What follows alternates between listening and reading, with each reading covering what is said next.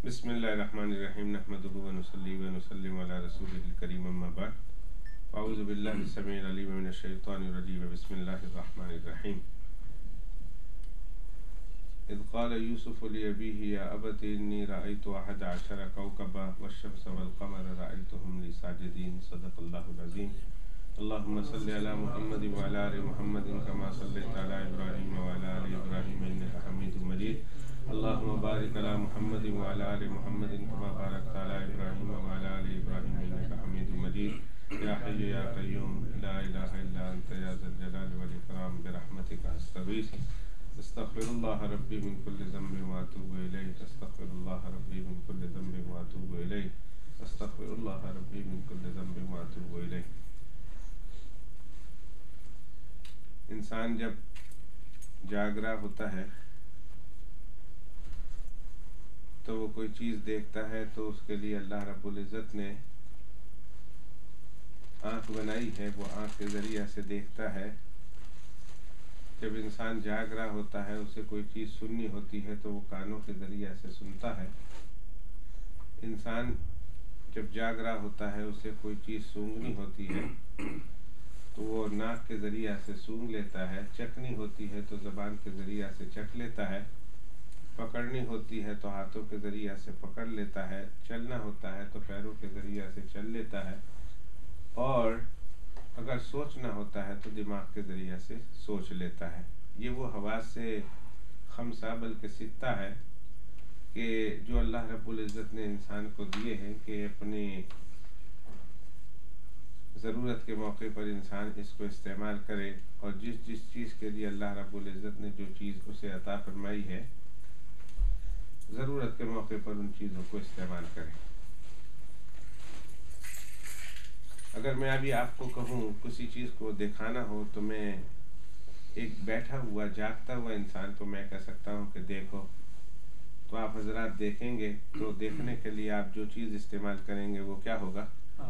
आँख होगी। अब मैं सोते को नहीं कह सकता देखो, इसलिए कि वो तो उसकी आँख बंद है। एक आदमी को सुंघाना है कि देखो ये अतर कितना खुशबूदार है, जाहिर है कि मैं सुंघाने के लिए मैं उसको कहूँगा जो जाग रहा है उसको कहूँगा कि सूंघो, और वो अपनी क़ुव्वत और ताकत से और अपने हिम्मत से और अपने फ़ैल से नाक के साथ वो उस चीज़ को सूंघ लेगा।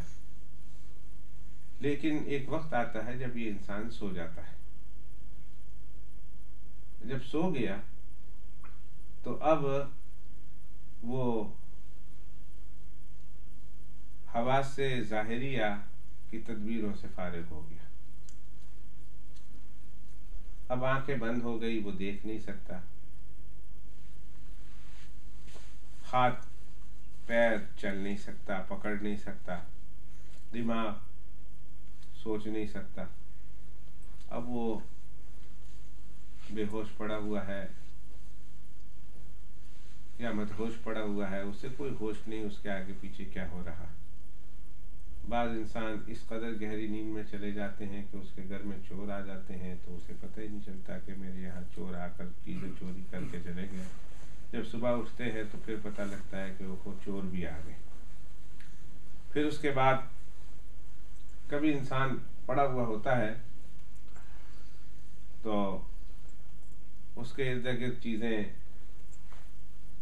जल रही होती हैं और उसको उसके भूख का पता तक नहीं चलता।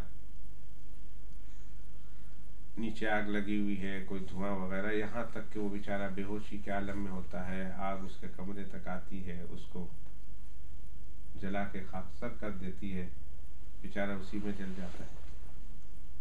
आम हालात में भागता है लेकिन जब सोया हुआ है तो भाग भी नहीं सकता। पकड़ने को बड़ा मजबूत है, सोया हुआ है, कोई चीज़ पकड़ नहीं सकता। हाथ में रख दो तो चीज़ गिर जाती है। तो जब इंसान सो जाता है तो हवास से ज़ाहिरिया के तमाम की तमाम तदबीरों से ये इंसान फारिग हो जाता है। लेकिन उसको उसकी क़ुव्वत ख़यालिया के राह से कुछ चीज़ें दिखाई देती है। लेकिन वो सोने के बावजूद कभी कभी ऐसा होता है कि वो उसे कोई चीज़ें दिखाई देती है। अब आँख तो बंद है फिर भी कोई चीज़ देख रहा है। तो अब वो जिन चीज़ों से वो देख रहा होता है, कोई चीज़ें उसे नज़र आती है, चलता भी है, पकड़ता भी है, बोलता भी है, बातचीत भी करता है, खाता पीता भी है, सूंघता भी है। अब वो जाहिर है कि नाक तो इधर है, वो क्या सूंघेगा, कान तो इधर है, क्या सुनेगा, मुंह तो इधर है, बंद है, क्या बोलेगा, हाथ पैर उसके सामने है, वो क्या पकड़ेगा। लेकिन अब जो चीज़ें वो देख रहा है और जो चीज़ें उसे नज़र आती है, जो सूरतें, वो दर हकीकत उसकी कुव्वत ख्यालिया होती है। अब उसके ज़ाहिरी तौर पर तमाम आज़ा की तदबीरों से फारिग हो गया। अब ख्वाब की हालत में, नींद की हालत में उसकी कुव्वत ख्यालिया के राह से उसे कुछ न कुछ सूरतें नजर आती हैं। और दोस्तों, उसी का नाम ख्वाब है। ख्वाब क्या है? ख्वाब है कि जब इंसान ज़ाहिरी तदबीरों से, बदन की ज़ाहिरी तदबीरों से फारिग हो जाए तो कुव्वत ख्यालिया की राह से, तख़य्युल और ख्यालात की राह से उसे कोई चीज़ें सोने की हालत में नज़र आती है, उसको कहते हैं ख्वाब। इसलिए कि आंख तो देखती नहीं, आंख तो बंद है, कान सुनते नहीं, हाथ पकड़ते नहीं, पैर चलते नहीं, जबान खाती नहीं, नाक सूंघता नहीं, दिमाग सोचता नहीं, लेकिन फिर भी उसे कुछ ना कुछ वो सब कुछ करता है, देखता भी है, बोलता भी है, खाता भी है, पीता भी है। तो वो क्या चीज़ है जिसकी वजह से सारी सूरतें उसको दिखाई देती है? आखिर वो कौन सी कुव्वत है? इसलिए कि ये कुव्वत तो ख़त्म, कुव्वत बसारत तो बंद है, कुव्वत समात तो बंद है, कुव्वत लामसा बंद है, कुव्वत पकड़ने की कुव्वत बंद है, कुव्वत शामा बंद है, कुव्वत अकल ख़त्म है। अब वो जो कुछ नज़र आता है ना, कोई एक कुव्वत है जो इसके बदन में काम कर रही, जिसकी वजह से उसे कोई चीज़ नज़र आ रही होती है और बहुत कुछ नज़र आ रहा होता है, तो उस कुव्वत का नाम है कुव्वत ख्यालिया। उसको तख़य्युल और ख्यालात की राह से कोई चीज़ें नज़र आती है सोने के बाद, तो उसका नाम, उसका दूसरा नाम होता है जिसे मैं और आप इंग्लिश में ड्रीम कहते हैं, और उर्दू में उसे ख्वाब कहते हैं, और अरबी में उसे रुया या मनाम कहते हैं। तो ख्वाब कुव्वत ख्यालिया। अब फिर इस ख्वाब की 3 किस्में हैं, अच्छी तरह समझ लीजिए ताकि आपको बात यही समझ में आ जाए कि जो इंसान ख्वाब देखता है तो ख्वाब इन आंखों से तो नहीं देखता। किन आंखों से देखता है? ये आंख तो बंद होती है, इस आंख से अभी मैं देख रहा हूं आपको इसलिए कि मैं जाग रहा हूं, लेकिन जब मैं सो गया और फिर मैं कुछ देख रहा हूं तो इन आंखों से देखता हूं? नहीं।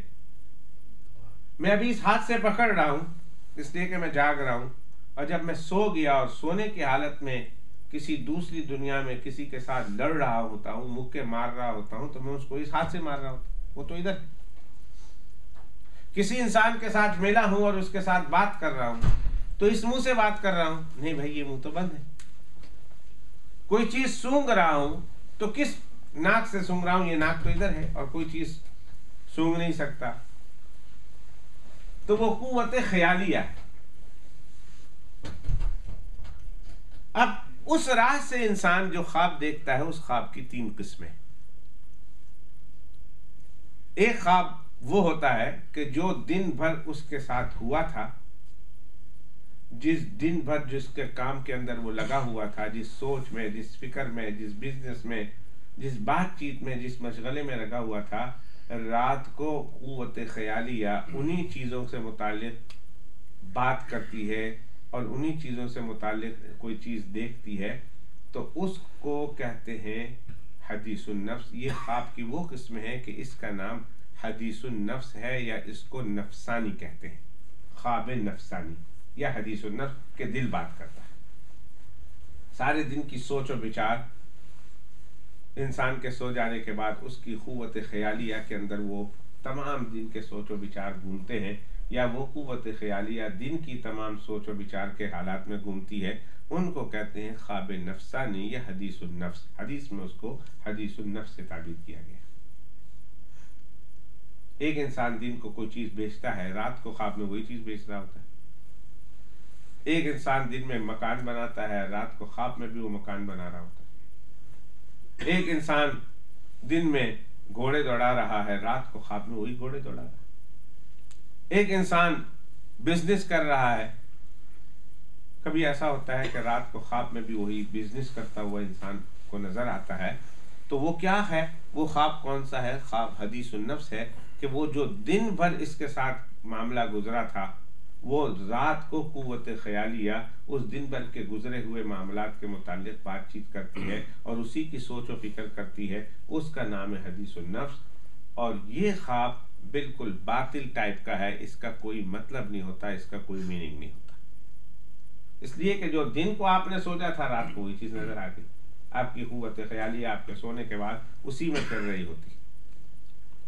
वो कहते हैं एक शख्स था, लतीफा ही है, पर गाय बेचा करता था, भैंस बेचा करता था, ऊंट बेचा करता था, बकरे बेचा करता था। एक दिन रात को ख्वाब में सो गया तो रात को ख्वाब में वही चीज देख रहा कि मैं बकरे बेच रहा हूँ। और एक शख्स आया और उस शख्स ने आके कहा कि भाई ये बकरा कितने का? उसने कहा 5,000 का। उसने कहा कि 1,000 ले लो। उसने कहा नहीं, मैं तो 5 ही लूंगा। उसने कहा अच्छा 1,500 ले लो। उसने कहा चल तू मैं 5 छोड़ देता हूँ, 4,500 दे दे।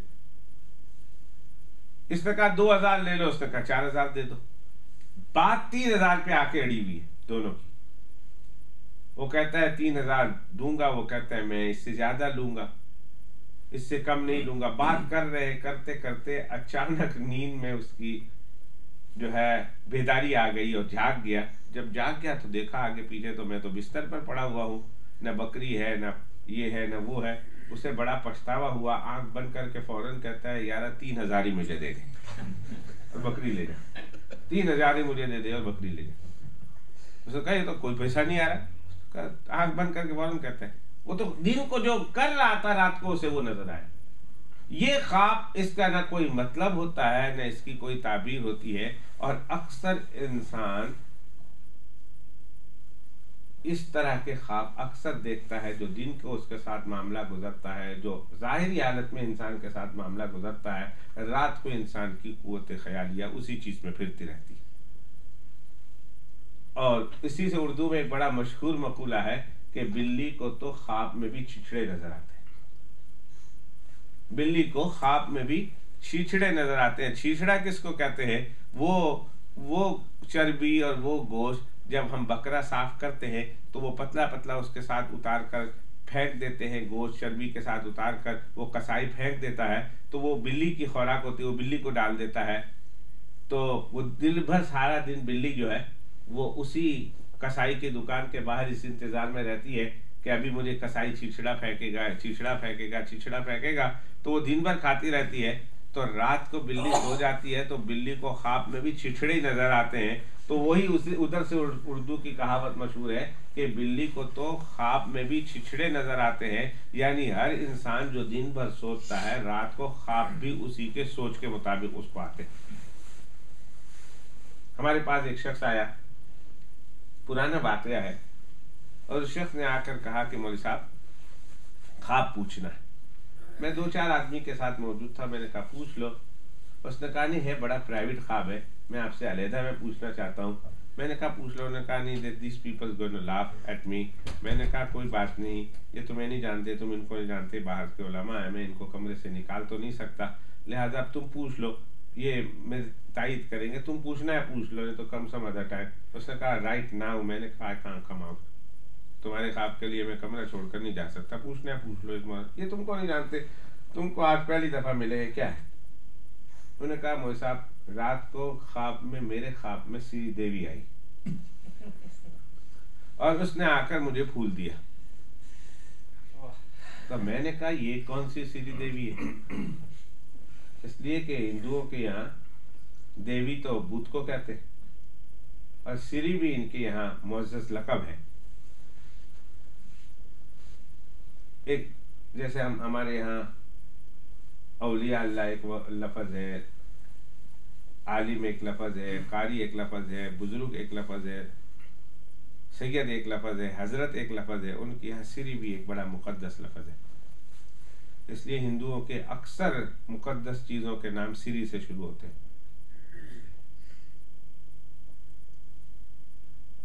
श्री शंकर और ये शंकर और वो शंकर। हम बांग्लादेश गए तो ऐसे कई नाम आप लोग। हाँ, हमारा टाउन का नाम भी क्या है? श्रीमंगल। श्रीमंगल, हाँ। आगे पीछे कितने ऐसे बड़े बड़े इलाके, वो सब उस जमाने के हैं।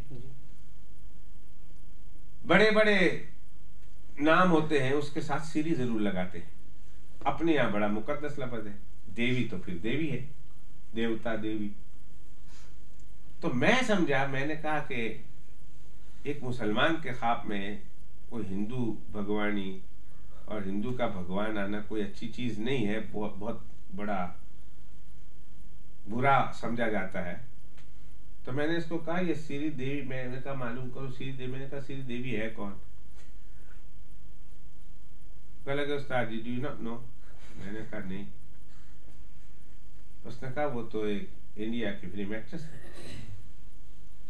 उस जमाने में बड़ा उसका चर्चा था। तो उसने ख्वाब में आकर मुझे फूल दिया। मैं समझ गया। मैंने कहा भाई सोने से पहले तू क्या कर रहा था? तू क्या कहाँ था, क्या किया? मैंने कहा जरा पीछे जाऊं, आज दिन भर उसने क्या काम किया, कल क्या कर रहा था, जोहर में कहाँ था, असर में कहाँ, मगरिब में कहाँ, इशा में कहाँ, कितने बजे सोया, क्या करके सोया। तो ये मैं आज से तकरीबन 20-22 साल पुरानी स्टोरी सुना रहा हूँ। उसने ये कहा मौलवी साहब अजीब बात है, बात निकलते निकलते जो शॉर्ट कर रहा है, उसने कहा अजीब बात है कि सोने से पहले मैं श्री देवी की फिल्म देखकर ही सोया था। मैंने कहा ये लो, आ गई बात समझ में आ गई कि भाई जो चीज देखकर सोया था, जाहिर है कि देख रहा है तो सोच भी रहा होगा। श्री देवी की फिल्म देखी है, जाहिर है कि उसे अच्छी लगी होगी, उसके बारे में सोचा होगा, ख्यालात आए होंगे, अच्छे ख्यालात, बुरे ख्यालात। अच्छे तो आ नहीं सकते, बहरहाल बुरे ख्यालात ही आए होंगे। इसलिए कि कौन इंसान जब फिल्म भी देखना और अच्छे ख्यालात भी लाना हो, कोई बात करो, तो फिर फिल्म देखने का फायदा क्या है? बंदा तो फिल्म देखते ही बुरे ख्यालात के लिए, अच्छे ख्यालात के लिए। हमारे पास कुरान मजीद नहीं है, हमारे पास हदीस पाक नहीं है, हमारे पास बुजुर्गान दीन की किताब नहीं। अच्छे ख्यालात के लिए कोई फिल्म देखता है? फिल्म जब भी देखी जाती है बुरे ख्यालात के लिए देखे, इंसान के अपने ख्वाहिशात को और जज्बात को बरंगेख्ता करने के लिए, बुरी सोच और विचार पैदा करने के लिए, अपने ख्यालात को, अपने सोच और विचार को परागंदा करने के लिए, गंदा करने के लिए ये फिल्में देखी जाती है। वरना अगर अच्छा करना हो तो उसके लिए तो अल्लाह रसूल के कलाम से बढ़कर और कौन सा कलाम है जो इंसान के नफ्स को, इंसान के ख्यालात को, इंसान के सोच और विचार को, इंसान के दिल को, इंसान के दिलो दिमाग को दुरुस्त करता है और सही और पाक करता है। अल्लाह के कलाम से बढ़कर कोई कलाम नहीं और रसूलुल्लाह सल्लल्लाहु अलैहि वसल्लम के कलाम से बढ़कर कोई कलाम नहीं कि जिससे इंसान की सोच और विचार के अंदर पाकीज़गी आए। वो बिल्कुल शैतान के हाथों में खेल रहे हैं जो ये कहते हैं कि हम फिल्म इसलिए देख रहे हैं कि हमारे ख्यालात पाकीज़ा होंगे। भाई पाकीज़ा ख्यालात करना हो तो अल्लाह का कलाम, रसूलुल्लाह सल्लल्लाहु अलैहि वसल्लम की हदीस पाक पढ़ो, दीन इस्लाम की बातें पढ़ो। ये इन ड्रामों से और इन फिल्मों से ख्यालात पाकीज़ा किसी सूरत में नहीं होते। ख्यालात परागंदा हो सकते, अच्छे नहीं हो सकते। और जो लोग ये कहते हैं ना, ये उन लोगों से बुरे हैं। याद रखिए, या तो ये समझते हैं और हमें अल्फाजों के साथ धोखा देना चाहते हैं, और अगर ये नहीं समझते हैं, ये अपने बातों में सच्चे हैं, तो फिर याद रखिए ये उन लोगों से ज्यादा खराब है जो फिल्मों को देखते हैं तो इस नीयत से देखते हैं कि हमारे ख्यालात बुरे हों, इसलिए कि उनको पता है हमारे ख्यालात बुरे होंगे। वो तो उनको पता होता है, लेकिन इन बेचारों को पता नहीं, ये तो उनसे ज्यादा गए गुजरे। मुझे समझ में आ गई बात। मैंने कहा भाई ये तो इसका माना तो बहुत बुरा है। कहते हैं नो उस्ताद जी। मैंने कहा यस उस्ताद जी, यस, इसका ये जो ख्वाब तुमने देखा बहुत बुरा देखा, बहुत बुरा माना है इसका। उसने कहा क्या करना चाहिए? मैंने कहा जाओ वजू करो और वजू करने के बाद 2 रकात सलातुल तौबा पढ़ो, सलातुल हाजात पढ़ो, सलातुल इस्तिग़फ़ार पढ़ो, अल्लाह से माफी मांगो और फिर तौबा इस्तिग़फ़ार करो कि आइंदा इस तरह का काम करके मैं सोऊंगा नहीं। और अगर अव्वल तो काम करूंगा नहीं, और अगर हो गया तो इससे पहले तौबा इस्तिग़फ़ार करके मैं सोऊंगा।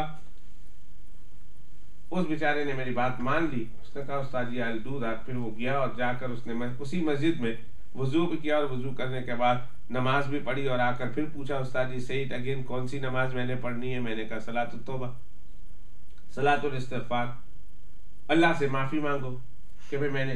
पर मुझे बताना ये था कि मुझे समझ में जो बात आई वो ये थी कि जो ख्याल दिन में वो जागते हुए हालत में जो सोचो विचार कर रहा था, सो जाने के बाद उसकी कुव्वत ख्यालिया उसी बात को दोहरा रही है, और उसी बात को अपने जो है उसके इर्द गिर्द उसकी सारी कुव्वत ख्यालिया घूम रही है। और इसको हदीस पाक में कहते हैं हदीस नफ्स, कि जो बात दिन को गुजरी है, इंसान की जागती हालत में गुजरी हुई है, वही बात इंसान ख्वाब की हालत में देखता है। और उसकी कुव्वत ख्यालिया सारे दिन के मामलात को, कामकाज में जो मसरूफ था, उसी को मुतालिक सोच रहा और उसी के मुतालिक देख रहा। और दूसरी किस्म ख्वाब की वो है कि जिसमें शैतान उसकी कुव्वत ख्यालिया के लिए चंद शक्लें मुतसव्विर करता है, और कुव्वत ख्यालिया को परागंदा और डराने की और उसको बहकाने की कोशिश करता है, और उसको धमकाने की कोशिश करता है। नतीजा ये होता है कि शैतान के उस ख्यालात की वजह से, शैतान के उस वसाविस के डालने की वजह से, शैतान की उस तदबीर करने की वजह से इंसान बुरे बुरे ख्वाब देखता है। कभी डरने के ख्वाब देखता है, कभी और जो है गंदे बुरे ख्वाब देखता है। उसको कहते हैं कि शैतानी ख्यालात, उसको कहते हैं ख्वाब शैतानी। एक ख्वाब नफसानी है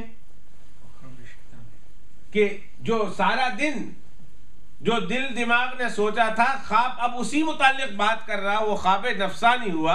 और दूसरा, शैतान के वसाविस की वजह से इंसान को कोई ख्वाब नजर आता है, उस ख्वाब को कहते हैं ख्वाब शैतान। और तीसरा एक ख्वाब होता है, वो ख्वाब होता है ख्वाब रहमानी। वो ख्वाब रहमानी क्या होता है? ख्वाब रहमानी ये होता है कि अल्लाह सुब्हानहू व तआला जब ये बंदा सो जाता है तो फिर उसकी कुव्वत ख्यालिया के राहों से अल्लाह सुब्हानहू व तआला आलम मिसाल के साथ उसकी कुव्वत ख्यालिया का लिंक पैदा कर देते हैं। और फिर आलम मिसाल के अंदर जो चीज़ें अल्लाह रब्बुल इज़्ज़त उसे दिखाना चाहते हैं, जो चीज़ें अल्लाह रब्बुल इज़्ज़त उसे बताना चाहते हैं, बंदा अपने कुव्वत ख्यालिया से आलम मिसाल की चीज़ों को देखता है। और फिर उसके बाद जब सुबह जागता है और उसको वो चीज़ याद होती है, ये वो ख्वाब होता है जो अल्लाह सुब्हानहू व तआला की तरफ से बंदे के लिए खुशी का, बंदे के लिए फरहत का, बंदे के लिए राहत का, बंदे के लिए सुकून का और इत्मीनान का सबब होता है। और बंदा उसकी वजह से अल्लाह सुब्हानहू व तआला के तरफ से जो मैसेज होता है उसके लिए, उस मैसेज को बंदा रिसीव कर रहा होता है। एक हदीस है जनाब रसूलुल्लाह सल्लल्लाहु अलैहि वसल्लम की कि अच्छा ख्वाब, मोमिन का अच्छा ख्वाब दर हकीकत वो उसका माना ये होता है कि उस मोमिन बंदे से अल्लाह रब्बुल इज़्ज़त कलाम करते हैं, ख्वाब अल्लाह बात करते हैं। ये हदीस पाक का मफ़हूम है। तबरानी शरीफ में हदीस मिलती है कि जनाब रसूलुल्लाह सल्लल्लाहु अलैहि वसल्लम फरमाते हैं कि मोमिन का अच्छा ख्वाब दर हकीकत अल्लाह का बातचीत करना होता है उस इंसान के साथ, कि अल्लाह उस ख्वाब के जरिया से उस इंसान को कुछ खबर अता करता है, कुछ खबर देता है।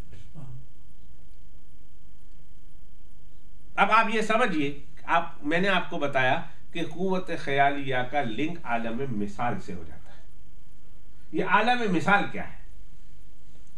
इधर आपने समझना है कि आलम मिसाल है तो आलम मिसाल है क्या? देखें, जो चीज दुनिया में, इसको समझ लीजिए, अगर ये समझ गए तो आप इंशाअल्लाह ताला बहुत बहुत बातें आपको मालूम हो जाएगी इंशाअल्लाह। जो चीजें भी दुनिया में अल्लाह रब्बुल इज़्ज़त ने इनको अता की है, इस अता करने से पहले वो चीजों की आलम मिसाल में अल्लाह सुब्हानहू व तआला ने उसको वजूद बख्शा था। और ये चीजें अगरचे दुनिया में अपने अंदर वजूद नहीं रखती है, लेकिन आलम मिसाल में वो चीजें मिसाली शक्ल में वजूद रखती है, अपनी बॉडी रखती है। अगरचे दुनिया में अल्लाह ने जब आपको और मुझे दिया है तो हम उसको अदा करते हैं, लेकिन उसकी बॉडी नहीं देखते। मसलन मैं इसकी एक मिसाल देता हूं, आप अच्छी तरह समझिए। एक मिसाल है नमाज। नमाज आपने पढ़ी? मैं आपसे पूछूं, नमाज पढ़ी? ईशा की, आप कहेंगे पढ़ी है। एक बाप अपने बेटे से पूछता है, बेटा तुमने ईशा की नमाज पढ़ी? उसने कहा पढ़ी। कहां पढ़ी? अब्बा ऊपर कमरे में। चल मुझे ले जाकर दिखाओ नमाज किधर है तुम्हारी। आप देख सकते हैं नमाज? बेटा दिखा सकते हैं? आप लोगों ने ईशा की नमाज पढ़ी अभी? मैं पूछ सकता हूं आपकी नमाज कहां है? आप कहेंगे मौलवी साहब नमाज तो पढ़ी है, लेकिन नमाज की कोई बॉडी नहीं होती जो हम आपको दिखा सकें। आप लोगों ने खाना खाया का खाना खाया है, मैं कहूं भाई दिखाओ खाना किधर है, तो आप मुझे वो खाना जाकर दिखा सकते कि ये है खाना। लेकिन एप्पल खाया का खाया का कहां है का ये। लेकिन मैं कहूं नमाज पढ़ी, आप कहे पढ़ी नमाज, लेकिन नमाज का वजूद कहां है? नहीं है। आपने सदका दिया का दिया, कहां है सदका?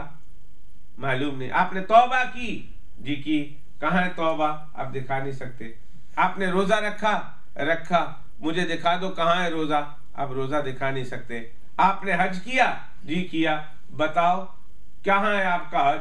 तो आप उसे हज को दिखा नहीं सकते। ये चीजें अल्लाह रब्बुल इज्जत ने आपको अता की, इस तरीके पर अता की कि इस दुनिया में उसका वजूद नजर नहीं आता। लेकिन अल्लाह रब्बुल इज्जत ने जब इन चीजों को पैदा किया था, पैदा करने के बाद इनको आलम मिसाल में रखा था, तो अल्लाह सुब्हानहू व तआला ने इसको एक वजूद बख्शा हुआ है। नमाज की एक शक्ल है जो आलम मिसाल में है, रोजे की एक शक्ल है जो आलम मिसाल में है, हज की एक शक्ल है जो आलम मिसाल में है, आपके सदका और खैरात की एक शक्ल है जो आलम मिसाल में है, आपके कुरान मजीद की तिलावत की एक शक्ल है जो आलम मिसाल में है। आप सूरह तबारकल्लज़ी पढ़ते हैं, आपके अल्फाज है जो आपने पढ़ लिए मुंह से, लेकिन आपको कहीं नजर नहीं आते। लेकिन अल्लाह रब्बुल इज्जत ने आलम मिसाल में सूरह तबारकल्लज़ी को रखा हुआ है, सूरह यासीन को अल्लाह ने रखा हुआ है, सूरह अलिफ लाम मीम सजदा को अल्लाह सुब्हानहू व तआला ने बॉडी के साथ उस आलम मिसाल में रखा हुआ है। आप झूठ बोलते हैं तो झूठ बोलते ही आपके मुंह से निकल गया और आपको नजर नहीं आता, लेकिन अल्लाह रब्बुल इज्जत ने उस झूठ की भी एक शक्ल आलम मिसाल में रखी हुई है। तो जिस जहां में, दुनिया में, इस जहां में जो चीज आप करते हैं जिसका वजूद नहीं, लेकिन अल्लाह रब्बुल इज्जत ने उन चीजों को आलम मिसाल में रखा हुआ है। और कल क़यामत के दिन जब आप मैदान महशर में पहुंचेंगे ना, तो अल्लाह सुब्हानहू व तआला दुनिया की हर वो चीज जिसका वजूद नहीं था, जिसकी बॉडी नहीं थी, अल्लाह रब्बुल इज्जत उन चीजों को आपके साथ बॉडी के साथ रवाना करने वाले। वो तमाम चीजें आपके साथ बॉडी के साथ आएंगी। और जब आप चल रहे होंगे ना, तो आपके पीछे देखें तो नमाज ही नमाज होगी। वो जो उसकी शक्ल है नमाज की, वो आपके साथ होगी। जो आपने नेकियां की है, वो नेकी की मिसालें आपके साथ होगी। जनाब रसूलुल्लाह सल्लल्लाहु अलैहि वसल्लम फरमाते हैं, एक शख्स नेकी वाला ऐसा आएगा, एक शख्स नेकी वाला मैदान महशर में ऐसा आएगा कि जहां तक उसकी निगाह जाती है कयामत के दिन, वहां तक नेकियों के पहाड़ उसके साथ चल रहे हैं। जो भी उसने नेकियां की थी, वो इतनी बड़ी बड़ी नेकियां होंगी, इतनी बड़ी बड़ी नेकियां होंगी कि पहाड़ों की शक्ल में होगी, और सारी दुनिया देख रही होगी कि वो चीज आ रही है। दुनिया में हमने नमाज पढ़ी, हमको नजर नहीं आता, लेकिन कयामत के दिन नजर आ जाएगा। दुनिया में हमने रोजा रखा, हमको नजर नहीं आता, कयामत के दिन नजर आएगा। दुनिया में हम जितने अच्छे और बुरे अमाल करते हैं, इन अच्छे और बुरे अमाल का हमको नजर नहीं आता, लेकिन आखिरत में अल्लाह सुब्हानहू व तआला उन चीजों को जरूर दिखाने वाले हैं। बल्कि आखिरत तो बड़ी दूर की बात है।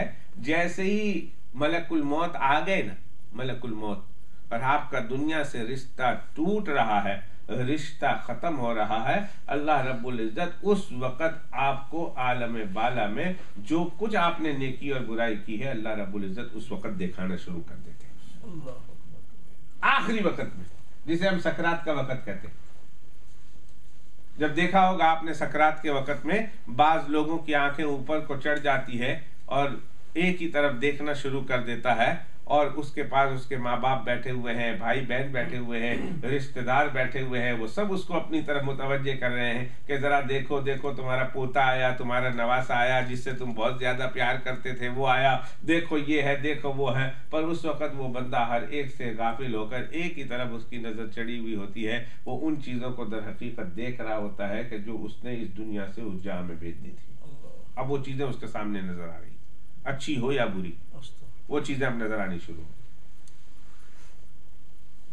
बहुत बड़े बुजुर्ग हैं, बाद में बुजुर्ग बने। इब्तिदाई जिंदगी उनकी बड़ी गुनाह वाली जिंदगी थी। शब बारात है, 15वीं शाबान है, उस रात को भी सारी दुनिया इबादत में मसरूफ है, उस रात को भी वो शराब पी हुए, शराब की हालत में वो नशा करके धुत होकर अपने घर में आकर पड़े हुए हैं। तो उन्होंने क्या देखा? उन्होंने ये देखा कि ख्वाब देखना शुरू किया। तो ख्वाब क्या देखते हैं कि एक बहुत बड़ा अजदहा है और वो अजदहा इस इंसान के, इस बुजुर्ग के पीछे लग गया है इनको नुकसान पहुंचाने के लिए। ख्वाब बहुत लंबा है। मैं जो मोटी मोटी बात जो मैंने समझानी है वो बताता हूं। बहुत बड़ा अजदहा है और अजदहा उनके पीछे लग गया। अब ये भाग रहे हैं, भाग रहे हैं, भाग रहे हैं, बस जितनी तेजी के साथ भाग रहे हैं अजदहा उतनी तेजी के साथ उनका पीछा कर रहा, फॉलो कर रहा। इधर जाएं, इधर जाएं, इधर जाएं, पहाड़ी पर जाएं, पानी के रास्ते से गुजरे, तंग रास्ते से गुजरे, वसी रास्ते से गुजरे, सहरा से गुजरे, चीकड़ से गुजरे, पानी से गुजरे, पर वो अजदहा है कि उनका साथ नहीं छोड़ता, पीछे पीछे चल रहा। यहां तक के गुजरते गुजरते गुजरते गुजरते रास्ते में एक बूढ़ा बाबा मिला, निहायत ही रोशन चेहरे वाला, निहायत ही खूबसूरत चेहरे वाला बाबा उसको मिला। तो उसने बाबे से कहा, बाबा बहुत देर से अजदहा मेरे पीछे पीछे भाग रहा, खुदा के वास्ते मेरी मदद करो। तो वो बाबा कहता है, देखो, बूढ़ा बाबा कहता है, देखो मैं बहुत बूढ़ा हूं और इस बुढ़ापे की वजह से मैं तेरी मदद नहीं कर सकता। ये बड़ा मजबूत है, बड़ा सख्त है और बड़ा तगड़ा है और मैं इसके मुकाबले की ताकत नहीं रखता, लिहाजा तुम ये काम मुझसे मत करो, भागो, आगे भागो। और कहा अगर भाग सको तो वहां एक पहाड़ी है, वो पहाड़ी जाए, वो वहां पहाड़ी पर जाओ और पहाड़ी पर जाकर वहां शायद कोई लोग तुम्हें मिल जाए, तुम्हारी कुछ अमानतें मिल जाए, लिहाजा वहां जाकर तुम उस तक पहुंच सकते हो इससे पहले कि ये तुम्हें हलाकत में डाल दे। अगर तुम पहुंच सकते हो तो वहां पहुंच जाना, शायद वहां तुम्हारी कोई मदद करने वाला मौजूद होगा। कौन सी पहाड़ी? का वो पहाड़ी ऊपर है। अब ये तेजी के साथ ख्वाब में देखते हैं कि मैंने भागना शुरू किया और चढ़ते चढ़ते मुश्किल में उस पहाड़ी पर पहुंच गए। दरवाजा था, मैंने दरवाजे के पास पहुंचकर जोर से दरवाजा खटखटाया, अंदर से किसी ने दरवाजा खोला। जब दरवाजा खुला है तो क्या देखते हैं कि अंदर में छोटे छोटे बच्चे, निहायत ही खूबसूरत छोटे छोटे बच्चे, बेशुमार बच्चे अंदर हैं।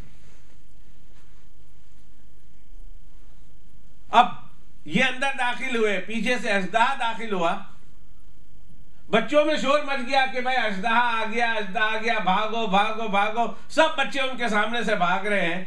इतने में अचानक उसकी नजर पड़ी एक बच्चे पर, तो वो बच्चा कोई और नहीं था, इसकी अपनी बचपन में हकीकी जिंदगी में इसकी एक छोटी सी बच्ची मर गई थी। वो बच्ची भी उन्हीं बच्चों में है जो भाग रही है। ये ख्वाब में देख रहे हैं। उसने उस बच्ची को पहचान लिया। पहचानने के बाद कहता है, मेरी बेटी, मेरी बेटी। बेटी ने भी देखा उसको, कहा मेरे अब्बा आप इधर किधर? कहा बेटा बाद में बात करेंगे, पहले मुझे इस अजदहे से बचाओ। फौरन लड़की ने कहा, अब्बा मेरा हाथ पकड़ो। बकरी लड़की ने हाथ पकड़कर उसके अब्बा को ख्वाब में ऊपर उठा लिया और फिर अजदहा इसी तरह इधर उधर घूमता हुआ जब उसका कुछ बच न चला, अजदहा वहां से वापस चला गया, दरवाजा बंद कर दिया। दरवाजा बंद करने के बाद सारी बच्चियां फिर इसके इर्द गिर्द आकर बैठ गई और वो बच्ची के सर पे, गोद पे उसने सर रखकर आराम किया कि थका हुआ बहुत हूं। तो उसने कहा, अब्बा आप इधर कैसे? अब्बा ने सारा वाकया सुनाया। उसने कहा, बेटा मुझे ये बताओ। उन्होंने कहा, अब आप महफूज हैं, अब आप जो है कुछ नहीं होगा आपको, आप इत्मीनान रखें। उसने कहा, बेटा कुछ चीज़ है मुझे बताओ, ये अजदहा कौन है, कहाँ से आया है? तो उस बच्ची ने फिर बताना शुरू कर दिया कि अब्बा ये अजदहा कोई और चीज नहीं है, ये आपके बुरे अमाल है। ये जो अजदहा आपने देखा है ये दर हकीकत आपके बुरे अमाल है, जो आपको हलाकत और तबाही और बर्बादी के दहाने तक पहुंचाने के लिए तैयार था। और इतना इतना आपने इसे मजबूत कर लिया, इतना मजबूत कर लिया है कि अब ये आपको पकड़ने के लिए, आपको हलाक कर देने के लिए आपके पीछे पड़ा हुआ है। उन्होंने कहा, फिर बेटा वो जो रास्ते में बूढ़ा बाबा मिला था वो कौन है? उसने कहा, अब्बा वो आपके नेक अमाल है। वो आपके नेक अमल है। जब आपने उनसे मदद मांगी तो उस नेक अमल ने कहा कि आपके गुनाह वाले अमल ज्यादा हैं, लिहाजा मैं आपकी मदद नहीं कर सकता हूं, मैं कमजोर हूं, इसलिए कि तुमने मुझे बहुत कमजोर कर रखा है, मेरी मदद नहीं की कि मैं तगड़ा हो जाऊं। और उसने साफ तौर पर इनकार कर दिया और अजदा आपके पीछे लगा हुआ है और कहा हम वो बच्चियां हैं जो दुनिया में इंतकाल कर गई हैं और यहाँ कयामत तक की सुबह के लिए हम बैठे हुए हैं। जब कयामत का दिन आएगा तब हमें अल्लाह सुब्हानहू व तआला अपने अपने मकाम पर डालेंगे। और फिर इतने में आवाज शोर हुआ कि चलो बच्चियों, अब हमारे घर जाने का टाइम आ गया है, चलो जहाँ बहुत खेल लिया कूद लिया, हम अपने अपने घरों को जाते हैं, चलो हम चलते हैं। तो अब ये बच्ची भी अपने बाबा से जान छुड़ाकर जा रही है और हाथ छुड़ाकर जा रही है। तो बाबा रोते हुए कहते, बच्ची तू न जा। उसने कहा अब्बा मैंने तो जाना ही जाना है, अलबत्ता जाने से पहले एक नसीहत करती हूँ। वो नसीहत ये है कि बाबा अजदहे को कमजोर कर देना और उस बूढ़े बाबा को तगड़ा कर देना, ताकि अजदहे तुम्हारे पीछे अगर पड़े भी तो बूढ़ा बाबा तुम्हारी मदद कर सके। कहा हम इंतजार करेंगे और हम दुआई करेंगे और उम्मीद ही करेंगे कि तुम उस दहे को बिल्कुल ख़त्म करने की और उसको बिल्कुल कमज़ोर करने की कोशिश करोगे और उस बूढ़े कमज़ोर को मजबूत करने की कोशिश करोगे। ये कहकर वो बच्ची उनसे रुखसत हुई। बाबा रो रहे हैं और रोते रोते रोने की हालत में इनकी आंख खुल गई तो देखते क्या है, मैं तो अपने घर में पड़ा हुआ हूँ और सूरज निकल रहा है। फौरन मुतवज्जे हुए अल्लाह सुब्हानहू व तआला की तरफ। ख्वाब ऐसा वाज़े था, फौरन गए, गुस्ल किया, गुस्ल करने के बाद आए, तौबा इस्तग़फ़ार किया, तौबा इस्तग़फ़ार करने के बाद अल्लाह सुब्हानहू व तआला से माफ़ी मांगी, आइंदा गुनाहों के छोड़ने का आज़म किया और आइंदा नेकी के राहों पर चलने का आज़म किया। दुनिया उनको कभी किसी ज़माने में शराबी के नाम से जानती थी और आज जब उस बुजुर्ग का नाम आता है तो शायद ही कोई मुसलमान ऐसा है कि उनका नाम सुनने के बाद उनके लिए रहमत की दुआ नहीं करता। वो हज़रत मालिक इब्न दीनार रहमतुल्लाह अलैह। जिंदगी ऐसे बदली कि वली अल्लाह के इमाम हुए, वो बहुत बड़े वली अल्लाह गुजरे। हजरत इमाम मालिक इब्न दीनार रहमतुल्लाह अलैह बहुत बड़े बुजुर्ग हुए बाद में। आपने देखा, मैंने तो सिर्फ ये बात बतानी थी कि आपने देखा कि नेकी के अल्लाह सुब्हानहू, उनको अल्लाह पाक ने ख्वाब में क्या दिखाया, नेकी दिखाई, लेकिन नेकी किस शक्ल में दिखाई, बहुत नूरानी शक्ल है, बहुत प्योर शक्ल है, बहुत जो है चांदी वाली शक्ल है, बहुत साफ सुथरी शक्ल है। लेकिन चूंकि नेकी कमजोर थी इसलिए बाबा बूढ़े की शक्ल में नजर आए। और फिर गुनाह था जो हलाकत कर देने के लिए, जो इंसानों को तबाह बर्बाद कर देने के लिए है, और अजदहा इंसानों को हलाक और तबाही करता है और जो है इंसानों को नुकसान ही पहुंचाता है, वो उसके गुनाह थे। चूंकि गुनाह बहुत ज्यादा किए थे इसलिए अजदहा बहुत तगड़ा था और नेकी थोड़ी की थी इसलिए बूढ़ा बाबा, नूरानी बाबा कमजोर था। बता, ये जहन में रहे, आलम मिसाल में अल्लाह ने हर नेकी की कुछ ना कुछ शक्ल रखी, अल्लाह ने हर गुनाह के कुछ ना कुछ शक्ल रखे हुए।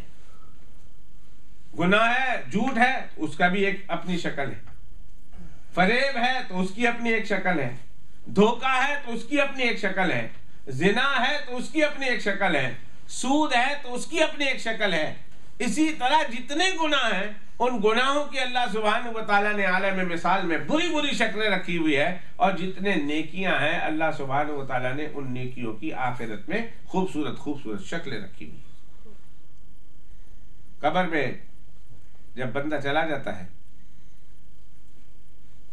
अंधेरी कब्र है, हिसाब किताब के बाद एक शख्स आता है, इतना खूबसूरत नौजवान चेहरा, इतना खूबसूरत शक्ल वाला, इतना हसीन चेहरे वाला, और वो आकर जब उसके साथ मुस्कुरा कर मुसाफा करता है, हंसकर मुस्कुरात कर मुसाफा करता है, तो उसके मुंह से एक चमक निकलती है, दांतों से एक चमक निकलती है, जिसकी वजह से उसकी अंधेरी कब्र रोशन हो जाती है, मुनव्वर हो जाती है, और मुलाकात करता है और बैठ जाता है और बात करता है। तो फिर वो कब्र में अकेला बैठा हुआ बंदा जो घबरा रहा है, सारी दुनिया उसको छोड़ गई, हत्ता कि उसके रिश्तेदार भी उसको छोड़ गए, दोस्त अहबाब भी छोड़ गए, हत्ता कि उसके बीवी बच्चे भी उसे कब्र में तन्हाई में अंधेरे में अकेला छोड़कर चले गए, किसी ने उसका कुछ ख्याल नहीं किया। ऐसे में एक नौजवान आ रहा और आकर उसके साथ उसका दिल बहला रहा, उसके गम को भुला रहा है और मीठी मीठी बात कर रहा, और इतना खूबसूरत चेहरे वाला, इतना नूरानी चेहरे वाला, ये तो बड़ा खुश हो जाता है और खुश होकर उससे पूछता है, अरे अल्लाह के बदले तू कौन है जो जब मेरे अपने सारे छोड़ के गए तू उस वक्त आकर मेरी मदद कर रहा और मेरे गम को दूर कर रहा और मेरी परेशानी को खत्म कर रहा है, तू है कौन? तो वो नौजवान मुस्कुरा कर जवाब देता है, तूने मुझे पहचाना नहीं? वो कहता है मैंने पहचाना नहीं। तो वो कहता है मैं कुरान मजीद की फला आयत हूँ जिसे तू रोजाना पाबंदी के साथ पढ़ा कर। अब कुरान मजीद की वो आयत है जिससे अल्लाह सुब्हानहू व तआला खूबसूरत नौजवान हसीन खूबसूरत बंदे की शक्ल में अल्लाह सुब्हानहू व तआला उसकी कब्र में उसे भेजा। तो कितनी कुरान मजीद की आयतें होंगी, और हर आयत का, हर सूरत का अल्लाह सुब्हानहू व तआला के यहाँ अलहदा अलहदा एक जो है मिसाल है, अलहदा अलहदा शक्ल। हदीस में आता है सूरा बकरा की अलहदा शक्ल है, सूरा आल इमरान की अलहदा शक्ल है। जो इंसान सूरा बकरा पढ़ता है, सूरा आल इमरान पढ़ता है, कल क़यामत के दिन ये सूरा बकरा और सूरा आल इमरान इस बंदे की मदद के लिए किस तरह आएंगे, जनाब रसूलुल्लाह सल्लल्लाहु अलैहि वसल्लम ने हदीस पाक में ये भी बताया। तो हर नेकी की, हर नेकी और हर बुराई की और हर चीज की, नेकी और बुराई पर क्या, हर चीज की एक शक्ल है अल्लाह रब्बुल इज्जत ने जो आलमी मिसाल में बना रखी है। ये दुनिया में आप देख रहे हैं दुम्बा, ये दुम्बा आपने देखा जिसे हम शीप कहते हैं, इस शक्ल की अल्लाह रब्बुल इज्जत ने आलम मिसाल में भी एक चीज बना रखी है, और वो दुम्बा की शक्ल वाली चीज आलम मिसाल में मौत है। मौत, मौत की जो शक्ल अल्लाह ने बना रखी है आलम मिसाल में, वो दुम्बा की शक्ल में है, वो शीप की शक्ल में। इसीलिए आपने हदीस पाक सुनी होगी, और बहुत मशहूर हदीस है कि जनाब रसूलुल्लाह सल्लल्लाहु अलैहि वसल्लम फरमाते हैं, जब सारे जन्नती और जहन्नमी का फैसला हो जाएगा, जब सब जन्नती जन्नत में चले जाएंगे और सब जहन्नमी जहन्नम में चले जाएंगे, कोई आदमी बीच में नहीं रहेगा, तो अल्लाह सुब्हानहू व तआला एक दिन जन्नतियों को दावत देंगे कि वो जन्नतियों जरा इधर आना। तो सारे जन्नती भी आएंगे, और सारे जहन्नमियों सुनो, तो सारे जहन्नमियों सुनने के लिए अल्लाह सुब्हानहू व तआला रास्ते के सारे हिजाबात हटा देंगे। जन्नती भी और जहन्नमी भी क्या देखेंगे, पुल सिरात है जिसके ऊपर से वो गुजर कर गया हुआ था। जहन्नम के ऊपर जो पुल सिरात है, उस पुल सिरात पर देखेंगे कि एक अल्लाह ताला ने एक भेड़, एक शीप लाए हुए हैं अल्लाह ताला। जन्नती भी देख रहे होंगे उस शीप को, और जहन्नमी भी देख रहे होंगे उस शीप को, और वो उनको समझ में नहीं आ रही होगी वो क्या चीज है। अल्लाह सुब्हानहू व तआला फरमाएंगे, ए जन्नतियों तुम भी देखो, ए जहन्नमियों तुम भी देखो, ये जो शीप है हम इसे ज़बह करने वाले हैं, और ये शीप नहीं बल्कि ये मौत है कि आज मौत को भी मौत आने वाली है। ए जन्नतियों अब तुम कभी भी नहीं मरोगे, जन्नत में हमेशा जिंदा रहोगे, और ए जहन्नमियों तुम जहन्नम में कभी नहीं मरोगे, जहन्नम में हमेशा जिंदा रहोगे। मौत को भी मौत आ गई। अब मौत है ही नहीं।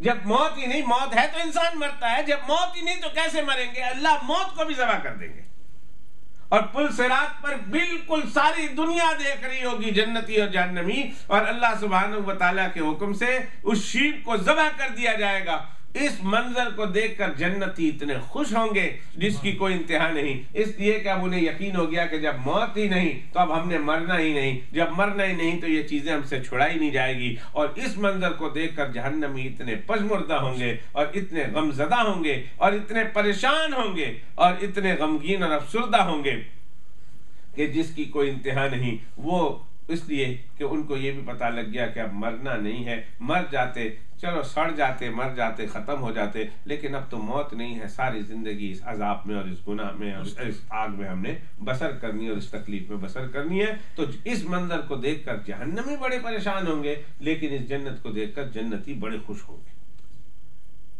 बड़े ही खुश होंगे कि अल्लाह पाक ने कितना अच्छा मंजर देखा। तो मौत ये दुम्बा की शक्ल है। जब आप दुम्बा ख्वाब में जब देखते हैं, शीप देखते हैं, और जब कभी ख्वाब में किसी इंसान को शीप दिखाया जाता है तो हकीकी जिंदगी की शीप मुराद नहीं होती वो। और नहीं इस वक्त मैं आपको कोई ताबीर बयान करने लगा हूं वरना ऐसा ना हो कि अगर आप लोगों ने ख्वाब में शीप देख ली, खुदा न खास्ता, और आज सोचते सोचते सोचते सो गए और वो ख्वाब में आपने शीप देख ली, वो तो ख्वाब तो नफसानी होगा और आप उसे रहमानी समझकर सुबह उठकर रोना शुरू कर देंगे, चलो भाई मैं तो चला हूँ, खुदा हाफिज भी हमारा, और मैं मरने लगा। वो तो सोच कर इंसान अब जब सोचेगा सारा।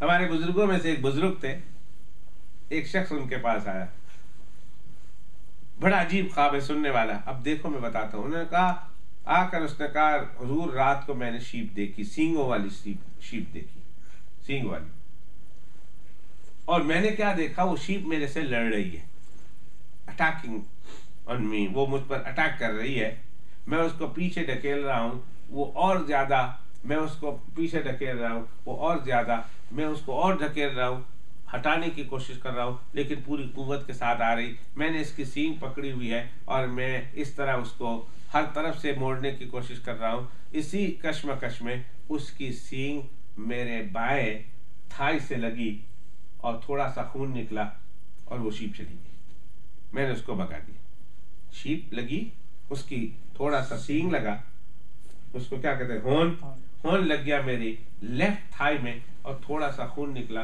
और खून निकलने के बाद मैंने उसको बहरहाल जोर से मारा और मारने के बाद वो भाग गई। इसका क्या मतलब है? तो हमारे उस बुजुर्ग ने ये उनसे पूछा ये बताओ, तुम्हारी बीवी को कोई बच्चा बच्ची होने वाला है? उम्मीद से है? Are you expecting in your family? उसने कहा, yes, my wife expecting something, baby, boy or girl. उसने कहा, फिर तुम्हारे घर में लड़की होगी, और लड़की होने के बाद चंद दिन रहकर, बीमार रहकर, तुम बड़ी इलाज कराओगे, पर चंद दिन बीमार रहकर उसका इंतकाल हो जाएगा। उन्होंने कहा, नो। उन्होंने कहा, भाई हमें तो यही समझ में आता है। वो चला गया, उठ के चला गया। कुछ दिनों के बाद उनके घर में वाकई लड़की पैदा हुई, बच्चा पैदा हुआ। उसने पहली कोशिश की कि क्या बच्चा पैदा हुआ। उसने कहा, लड़की। खुशी हुई कि चलो एक बात तो सही हुई, लेकिन पूछा हेल्थी? कहा, बिल्कुल हेल्थी, बिल्कुल health wise she is perfect. कुछ दिनों के बाद अचानक उसको तकलीफ शुरू हुई, यरकान, जॉन्डिस, इस तरह की बीमारी शुरू हुई। बड़े बड़े हकीमों के साथ इलाज कराया, लेकिन बच्ची शिफायाब न हो सकी, और बचपने में ही उस बच्ची का इंतकाल हो गया। सारी ताबीर सही हो गई, बच्ची भी हुई, ठीक ठाक होकर बीमार भी हुई, बहुत इलाज के बाद उसका इंतकाल भी हो गया। अब ये बड़ा सोच में, परेशान में, कि मैं उन बुजुर्ग ने एक ख्वाब बताया था और मेरे ख्वाब की ताबीर ये बताई थी, पर ख्वाब और ताबीर में क्या मुनासिबत है? What's the link between the dream and interpretation? क्या फर्क है, क्या लिंक क्या है? बड़े परेशान। वो आया, उसको उन्होंने कहा, हजरत वो आप ख्वाब वाला? उन्होंने कहा, हाँ। ये पहचान लिया? उन्होंने कहा, ऐसे ही हुआ जैसे आपने कहा। कहा, अल्लाह की मर्जी, इन्ना लिल्लाहि व इन्ना इलैहि, सब्र करो। उन्होंने कहा, हजरत मैं सब्र तो आ गया, पर मैं ये पूछना चाहता हूँ, मुझे कोई मतलब बता दो, आपने कैसे ये मतलब मालूम किया? उन्होंने कहा, ये हमारा काम है, तुम्हारा काम नहीं, जाओ तुम। जैसे कभी हवाई जहाज में बैठते हुए पूछते हो कि उड़ती कैसे? पायलट का काम है उड़ाना। तुमने कभी तुम जाके सीट पर बेल्ट बांध के बैठ जाते हो, उड़ता है, उड़ाता है, कैसे ब्रेक मारते हैं, कैसे लैंड करते हैं, कैसे उड़ान भरते हैं, कैसे तेज करते हैं, कैसे डाइव करते हैं, इसका तुम्हारे साथ कोई ताल्लुक नहीं। तुम्हारा काम है हवाई जहाज में जाके बैठ जाना। कभी बस में बैठे हो तो ड्राइवर से पूछते हो कि कैसे चलती है, इंजन कहाँ, इंजन ऑयल कहाँ पड़ता है, डीजल कहाँ पड़ता है, हवा कहाँ पड़ती है। तुम्हारा काम बैठना होता है, मसला मालूम करना था, जवाब मालूम करना था। जाओ, कोई जरूरी थोड़ी है तुम रीजन भी मालूम करो, मौलवी तो हो नहीं। तो कहा, प्लीज हजरत मैं आइंदा नहीं इस तरह के सवाल करूंगा, पर ये मुझे बहुत बॉदर कर रहा है, मुझे इसकी वजह बताए।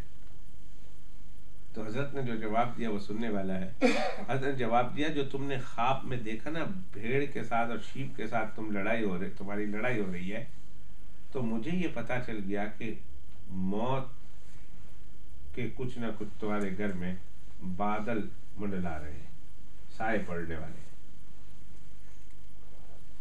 मैंने तुमसे पूछा कुछ होने वाला है? तुमने कहा हाँ। तुमने ये बताया कि मेरे लेफ्ट थाई में मुझे सींग लगा है और औरत बाईं तरफ से पैदा हुई, बाईं पसली से। औरत कहाँ से पैदा हुई? बाईं पसली से पैदा हुई। तो मुझे अंदाजा लग गया कि भाई वो औरत है, मर्द नहीं है। दाईं तरफ होता तो मैं मर्द की ताबीर लेता, लेकिन बाईं तरफ है इसलिए मैंने कहा कि वो औरत है।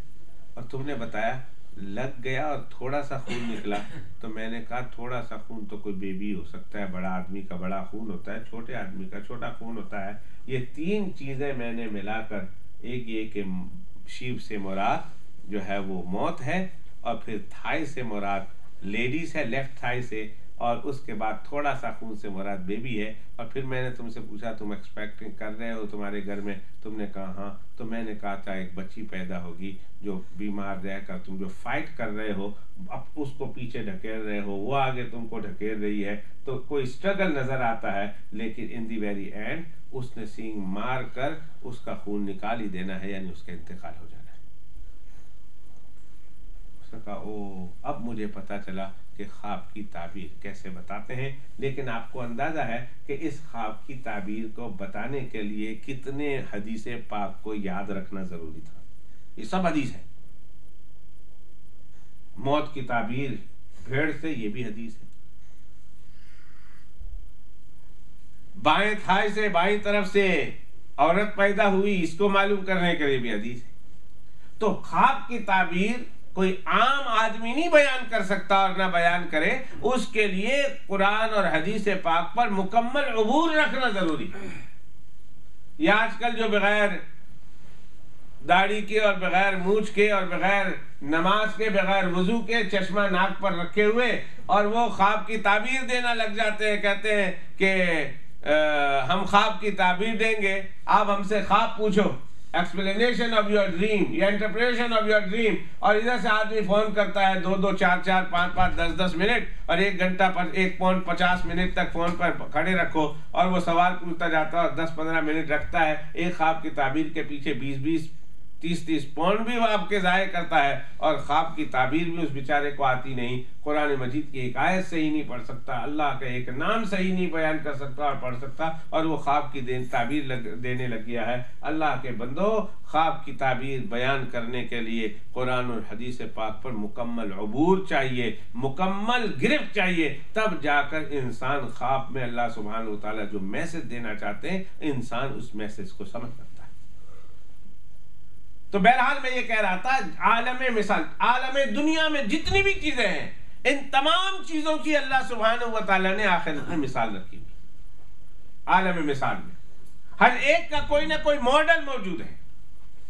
जब बंदा सो जाता है, सो जाने के बाद उसकी कुव्वत ख्यालिया जब परवाज करती है और उसका आलम मिसाल के साथ जब ताल्लुक कायम हो जाता है, तो अल्लाह सुब्हानहू व तआला वहां चंद मिसालें और चंद शक्लें उस आलम मिसाल में उसको दिखाते हैं, और शक्लें दिखाकर अल्लाह सुब्हानहू व तआला उसको कुछ मैसेज दे रहे होते हैं, अल्लाह सुब्हानहू व तआला उसको कुछ पैगाम दे रहे होते हैं। और जब इंसान आंख खुलती है और इंसान जब जागता है, तो जाग जाने के बाद उसे वो ख्वाब, वो ड्रीम, वो जो कुव्वत ख्यालिया ने आलम मिसाल में जाकर जो सैर की थी, वो ड्रीम अच्छी तरह याद होता है, और फिर अल्लाह वालों के सामने वो उस ड्रीम को पेश करता है। तो चूंकि उनके सामने कुरान और हदीस की सारी बातें पहुंची हुई होती हैं, उन्हें आगाह होती हैं, लिहाजा वो अल्लाह वाले कुरान और हदीस पाक की रोशनी में वो जो आलम मिसाल में जो कुछ उसने देखा था और अल्लाह ने जो दिखाया था, उसको सामने रखकर कुरान पाक और हदीस पाक की रोशनी में फिर उसकी ताबीर पेश करते हैं, और उम्मत को बताते हैं और देखने वाले को बताते हैं, तुम्हारे ख्वाब का ये माना है, तुम्हारे ख्वाब का ये माना है। कभी तो ऐसे ख्वाब होते हैं जो बिल्कुल वाज़ेह होते हैं। आप अगर अल्लाह वाले नहीं है, यानी कुरान हदीस के आलिम नहीं है, लेकिन आप आलिमों के पास बैठने वाले हैं, सुबह शाम इस तरह की बातें सुनने वाले हैं, और आपको अल्लाह पाक ने इतना कुछ उनके जरिया से नॉलेज दे दिया हुआ है, तो बाज ख्वाब जैसे ही वो बयान करते हैं तो बयान करने के बाद ही उसकी ताबीर समझ में आ जाती है, उसमें ज्यादा एक्सप्लेनेशन की जरूरत नहीं होती, क्योंकि आपको भी कुछ उसूल और कुछ फार्मूला समझ में आया हुआ होता है, कोई उसके बेसिक प्रिंसिपल आपको भी समझ में आ गए होते हैं। लिहाजा जैसे ही ख्वाब बयान किया जाता है तो बयान करने के बाद आपको भी कुछ बेसिक फार्मूला पता होता है और उसके कुछ बड़ी बड़ी प्रिंसिपल्स मालूम होते हैं, तो बंदा ख्वाब सुनते ही, आम आदमी भी कह देता है कि इस ख्वाब की ये ताबीर है। और कभी कभी ऐसा होता है कि इतने अहम ख्वाब होते हैं, इतने गहरे ख्वाब होते हैं कि अल्लाह वाले जिनकी नजर कुरान और हदीस पर होती है उसको भी समझने के लिए टाइम लगता है, और वो एकदम नहीं बयान कर सकते। वो कहते हैं भाई ख्वाब लिख कर दे दो, ख्वाब बता दो, फिर हम सोचेंगे और हम इसको कुरान और हदीस पाक की रोशनी में हम देखेंगे, और देखने के बाद इस ख्वाब की ताबीर हम तुम्हें बताएंगे, इसलिए कि ख्वाब बहुत गहरा है। कहीं ऐसा ना हो कि अल्लाह सुब्हानहू व तआला मैसेज देना चाहते हो और हम मैसेज की रूह तक ना पहुंचे और तुम्हें कुछ बात बता दें, और अल्लाह सुब्हानहू व तआला का जो मैसेज देने का मकसद है और तुम्हें इस ख्वाब के दिखाने का मकसद है, वो मकसद वैसा का वैसे ही रह गए। इसलिए भाई कभी हर एक को ख्वाब बताओ भी मत। दो बातें याद रखें, एक तो हर एक को ख्वाब बताना भी नहीं चाहिए, और दूसरा ख्वाब बताने के बाद उसको अगर वो ये कहे ना कि मुझे थोड़ा टाइम दो, तो उसे इंसिस्ट भी नहीं करना चाहिए कि I am coming from so far, I just come from that place in this place, लिहाजा मुझे अभी ख्वाब की ताबीर दो। भाई उनको टाइम दो ताकि वो ख्वाब की गहराइयों तक उतरे, वो कुरान पाक और हदीस पाक की रोशनी में तुम्हारे अल्लाह सुब्हानहू व तआला का जो मैसेज है उस मैसेज की रूह तक पहुंचे, और रूह तक पहुंचने के बाद उनको तुम्हें कुरान पाक और हदीस पाक की रोशनी में तुम्हें कोई माना बयान कर सके और अल्लाह की मुराद को और अल्लाह के मैसेज को तुम तक पहुंचा सके। कुछ ऐसे होते हैं जिनको अल्लाह ने खास मलका दिया होता है, कोई ख्वाब उनसे बयान करता है, उनके सामने जब वो ख्वाब बयान कर रहा होता है इनके दिमाग में एक फिल्म चल रही होती है, और जैसे जैसे ख्वाब सुनता जाता है वैसे वैसे माना उसके दिमाग में पहनते चले जाते हैं, अल्फाज के मानी, उसके ख्वाब के मानी उसके जहन में बनते चले जाते हैं। ये ख्वाब बयान करके पूरा होता नहीं कि अल्लाह सुब्हानहू व तआला उसके दिमाग में उस ख्वाब का पूरा माना इस तरह वाजे कर देते हैं जिस तरह दिन को 12 बजे सूरज वाजे होता है साफ आसमान। हमारे बरी में बहुत पुरानी बात है, आप लोगों में से अक्सर लोग नहीं जानते होंगे, बूढ़े बूढ़े लोग जानते हैं, जो कि आप में कोई भी नहीं है सिवाय मेरे एक बूढ़े के, और कोई बूढ़ा नहीं है, एक ही आदमी है वो मैं, वरना आप सब जवान है। मरहूम अल्लाह गरी का रहमत फरमाए, नाम उनका था फरमान इलाही, मरहूम राजकिले में रहते, कानपुर के रहने वाले थे। अल्लाह ताला उनकी भी मग़फ़िरत फरमाए। उनके बेटे, 2 बेटे थे, दोनों बेटे अल्लाह की रहमत में पहुंच गए। एक बेटी जवानी के आलम में अल्लाह की रहमत में चली गई। अल्लाह ताला उस पूरे खानदान की मग़फ़िरत फरमाए। छोटे छोटे बच्चे हैं उनके, हमारी मस्जिद में पढ़ने आते हैं, यानी फरमान इलाही के पोते। पहले शुरू जमाने में उनके एक टीम थी, नई टीम थी, तबला बजाते थे, कव्वाली का बड़ा शौक था, बहुत कव्वाली सुनते थे, कव्वाली गाते थे, हत्ता कि उनकी महफिलें होती थी, तबला साज वगैरह सब कुछ उनके पास मौजूद। हर फ्राइडे नाइट को अपने दोस्तों में बैठना, कव्वाली गाना, तबले के साथ। हमारे साथ भी दोस्ती हो गई, नए जब हम आए हमारे साथ अच्छी पक्की दोस्ती हो गई।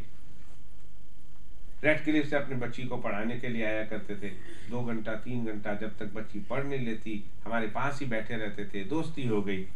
एक दिन उन्होंने ख्वाब देखा, ख्वाब यूं देखा कि जनाब रसूलुल्लाह सल्लल्लाहु अलैहि वसल्लम, ऐसे ख्वाब मुझे याद है, मैं सुना रहा हूँ कि अल्लाह के पैगम्बर अलैहिस्सलातु वस्सलाम ने ख्वाब में उन्हें कुछ बाल दिए उनको कि ये बाल लो। अब मुझे जब उन्होंने ख्वाब बयान किया कि भाई मुझे ये ख्वाब या रसूल पाक सल्लल्लाहु अलैहि वसल्लम ने दिए या अल्लाह के पैगम्बर सल्लल्लाहु अलैहि वसल्लम की तरफ से किसी ने आकर ख्वाब में उन्हें कुछ बाल दिए,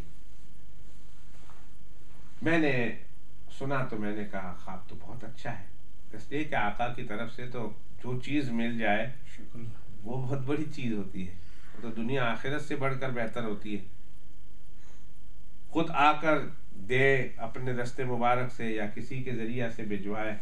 लेकिन मैंने कहा कि ये ख्वाब के अंदर कोई बहुत गहरा माना है जो मैं नहीं बयान कर सकता हूँ, मुझे मोहलत दे, मैं अपने हजरत से पूछूंगा। हजरत मौलाना यूसुफ साहब मुतज़िल आली, मैंने कहा मैं हजरत से पूछूंगा ख्वाब, इसलिए कि आम ख्वाब अगर समझ में भी आ जाए तो उसकी ताबीर बयान कर दे, लेकिन ये ख्वाब बड़ा ऊंचा ख्वाब है बिलखुसूस रसूलुल्लाह सल्लल्लाहु अलैहि वसल्लम के हवाले से। तो अगर डीप डाउन अगर इसके मैसेज तक नहीं पहुंचे तो बड़ी खियानत होगी। तो मैंने कहा ऐसा करता हूँ, इस ख्वाब की ताबीर मैं हजरत से पूछूंगा और हजरत से पूछकर आपको बता दूंगा। कल या परसों जब हजरत से मुलाकात हुई, मुझे जुमा तक टाइम दे। उन्होंने कहा ठीक है। दारुल जब मैं गया दूसरे दिन सुबह तो हजरत से अल्हम्दुलिल्लाह मुलाकात हो गई। तो हजरत से सलाम के बाद, अहवाल पूछने के बाद, मैंने हजरत के सामने उनका ख्वाब सुना दिया। अब हजरत का अगला जवाब सुनिए, अल्लाह अकबर। इसको कहते हैं ना वयुअल्लिमुका मिन तावील हदीस, कि मैंने कुरान और हदीस पाक का फहम आपको अता करना है और माना आपको देना है, और किस तरह ख्वाब कोई बयान करे तो उसकी ताबीर किस तरह हम आपको समझाएंगे।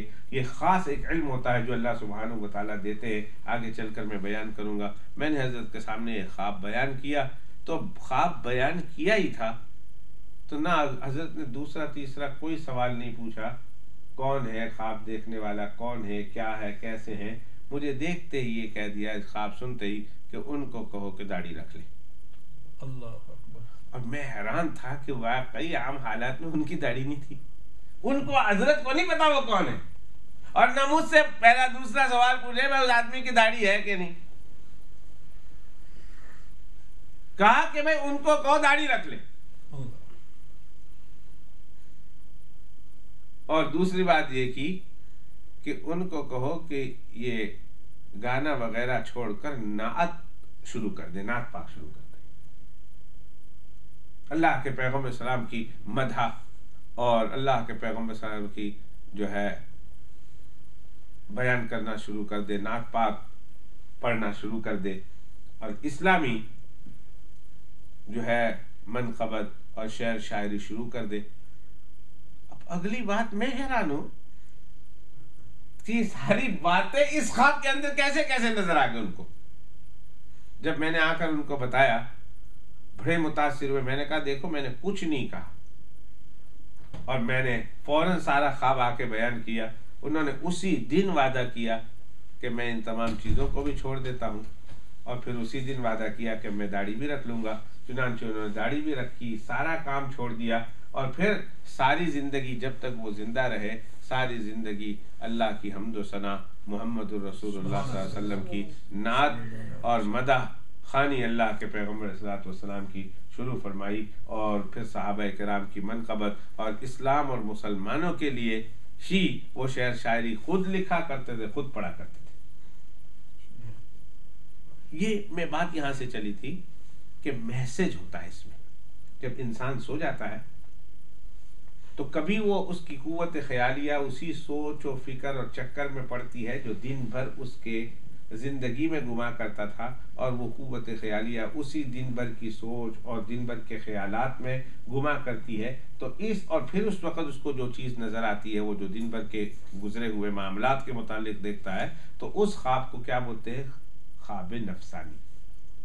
और फिर शैतान वसवसों के ज़रिए से सोने वाले पर अपना असर दाखिल करता है। मैंने बताया था उसको क्या कहते हैं? ख्वाब शैतानी कहते हैं। और इसका भी कोई माना नहीं होता। जनाब रसूलुल्लाह सल्लल्लाहु अलैहि वसल्लम फरमाते, जब बंदा कोई इस तरह का ख्वाब देखे कि जिसमें देखा सर कटा हुआ है, जिसमें देखा कोई डरा रहा है, जिसमें देखा कोई धमका रहा है, कोई डरावने वाले ख्वाब आ रहे हैं, तो अल्लाह के पैगम्बर सल्लल्लाहु अलैहि वसल्लम फरमाया जब आँख खुल जाए तो कहो औज़ु बिल्लाहि मिनश शैतानिर रजीम 3 मरतबा। औज़ु बिल्लाहि मिनश शैतानिर रजीम, औज़ु बिल्लाहि मिनश शैतानिर रजीम, औज़ु बिल्लाहि मिनश शैतानिर रजीम 3 मरतबा पढ़कर बाई तरफ, मस्जिद में तो मैं नहीं कर सकता, लिहाजा 3 तरफ ऐसा मुंह से फूंक मारे कि थोड़ा बहुत थूक निकल आए, जिसको थुतकार ना बोलते।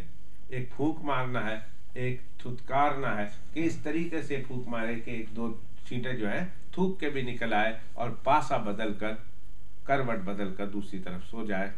ये शैतान तुमको ख्वाब में डरा रहा था, तुम्हारे साथ मजाक कर रहा था। और तीसरा ख्वाब होता है कि जब ये इंसान सो जाता है तो उसकी कुव्वत ख्यालिया का ताल्लुक़ आलम मिसाल के साथ लिंक हो जाता है, ताल्लुक़ कायम हो जाता है। फिर अल्लाह सुब्हानहू व तआला आलम मिसाल में उसको सैर कराते हैं और आलम मिसाल में उसको घुमाते हैं, और फिर वहाँ अल्लाह सुब्हानहू व तआला ने जो बात करनी होती है, जो मैसेज देना होता है, जो खुशखबरियाँ सुनानी होती है, जो बातें बतानी होती है अल्लाह सुब्हानहू व तआला, तो अल्लाह सुब्हानहू व तआला उन बातों का उन पैगाम उसको देते हैं। कभी तो वो पैगाम बहुत ही ज़्यादा वाज़ेह होते हैं कि जागने वाला खुद भी अपने थोड़े बहुत इल्म की रोशनी में, और सुनने वाला या जिसको सुनाया जा रहा सुनाने वाले अपने इल्म की रोशनी में फटोफट उस ख्वाब की ताबीर बयान कर लेते हैं। और कभी वो ख्वाब इतने पेचीदा होते हैं, इतने मीनिंगफुल होते हैं, और उसके अंदर इतने गहरे माना होते हैं कि उसके लिए फिर सोचने की, उसके लिए फिर किताबों की तरफ मुराजात की ज़रूरत आती है, उसके लिए फिर जो है अल्लाह से मदद मांगने की और दुआएं करने की, और फिर कुरान और हदीस के अंदर गोता खोरी करने की ज़रूरत होती है। फिर उसके बाद उस ख्वाब का माना देखने वाले के सामने बयान किया जाता है कि अल्लाह सुब्हानहू व तआला की तरफ से तुम्हारे लिए इसमें ये मैसेज है। तो ये ख्वाब की तीसरी किस्म है। हजरत सैयदना यूसुफ अलैहिस्सलाम ने ख्वाब देखा। वैसे भी अंबिया किराम अलैहिस्सलाम का कोई ख्वाब ख्वाब नफसानी नहीं होता, कोई ख्वाब ख्वाब शैतानी नहीं होता। अंबिया का हर ख्वाब ख्वाब रहमानी होता है, वही होता है। अगर वो खुली आंख से देखे, खुले कान से सुने वो भी, और बंद आंखों से देखे और बंद कानों से सुने, और कुव्वत ख्यालिया के जरिए से कोई चीज़ देखे, इन दोनों के अंदर कोई फ़र्क नहीं होता। ज़िंदगी में अगर जागते हुए हालात में देखे, वो भी अल्लाह की तरफ से वही होती है सुने तो, और फिर ख्वाब में भी अल्लाह सुब्हानहू व तआला खुद दिखा दे तो वो भी अंबिया किराम अलैहिस्सलाम के ख्वाब वही होते हैं। लेकिन अभी हज़रत यूसुफ अलैहिस्सलाम अल्लाह के नबी नहीं बनाए गए थे, अभी तो बच्चे हैं, 6, 7, 8, 10 साल उनकी उम्र है। उस दिन मैं बतला चुका हूँ, बहुत छोटी उम्र है, लेकिन ख्वाब बड़ा वाज़ेह है।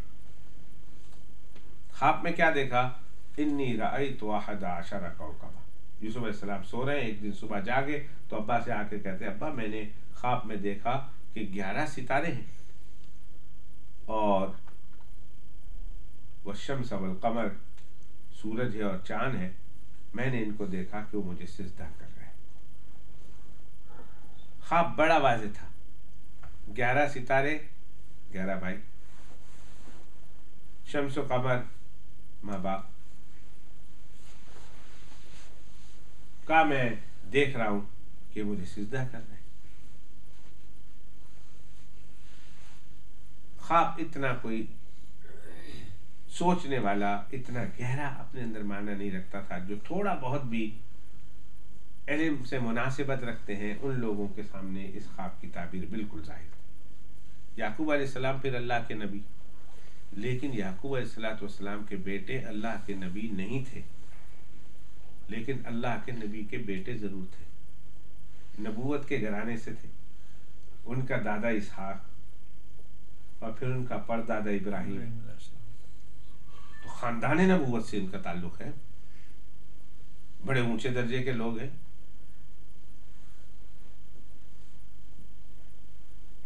अब उनको भी तो इस ख्वाब का पता चल जाना था, ख्वाब की ताबीर का पता चल जाना था। जरूरी नहीं है कि वो नबी हो तभी मालूम हो जाए। नबी के घर में बड़े हुए हैं, पले बड़े हुए हैं, जवान हुए हैं, एक आलिमाना माहौल में तरबियत पाई है, तो कोई आलिम का बेटा चाहे आलिम न हो, लेकिन वो नीम आलिम जरूर होता है, नीम आलिम जरूर होता है। मौलवी की बीवी चाहे मौलवी न हो, लेकिन अद्धी मौलवियाणी जरूर बन जाती है, अद्धी हो ही जाती है। इसलिए कि सुनती है, वो माहौल देखती है, वो सुनती है, समझती है। बेटे हैं, बाप के साथ रहने वाले हैं, अब्बा की तरबियत होती है, इल्म अब्बा उनको पहुंचाते हैं। तो यूसुफ अलैहिस्सलाम को जब ये ख्वाब देखा और याकूब अलैहिस्सलाम से आकर कहा, तो याकूब अलैहिस्सलाम पहले ही डरते थे, पहले उनको पता था कि ये यूसुफ अलैहिस्सलाम के दूसरे भाई हैं, अल्लाह की भाई, ये यूसुफ अलैहिस्सलाम को अच्छी निगाह से नहीं देख रहे। कुछ इसलिए वो देख रहे हैं कि मेरा झुकाव ज्यादा यूसुफ अलैहिस्सलाम की तरफ है, तो भाइयों को ये मेरा ज्यादा झुकाव पसंद नहीं आ रहा। याकूब अलैहिस्सलाम का झुकाव था हजरत यूसुफ अलैहिस्सलाम की तरफ, उनके भाई बिन्यामीन की तरफ ज्यादा था, इसलिए कि वो छोटे थे, दोनों दूसरे भाइयों में छोटे भी थे, और कुछ इसलिए भी कि इनकी वालिदा भी नहीं थी, फौत हो गई थी। अब ये दोनों यूसुफ और बिन्यामीन, इनकी अम्मा जवानी में फौत हो गई। यूसुफ अलैहिस्सलाम और उनके भाई बिन्यामीन ये दोनों बगैर माँ के खाला के रहमो करम पर है, दूसरे भाइयों की अम्मा के रहमो करम पर है। कुछ इसलिए भी ज्यादा मोहब्बत थी, ज्यादा झुकाव था याकूब अलैहिस्सलाम का यूसुफ अलैहिस्सलाम और बिन्यामीन की तरफ। कुछ इसलिए भी कि अपनी नूर फरासत से और इल्हाम रब्बानी से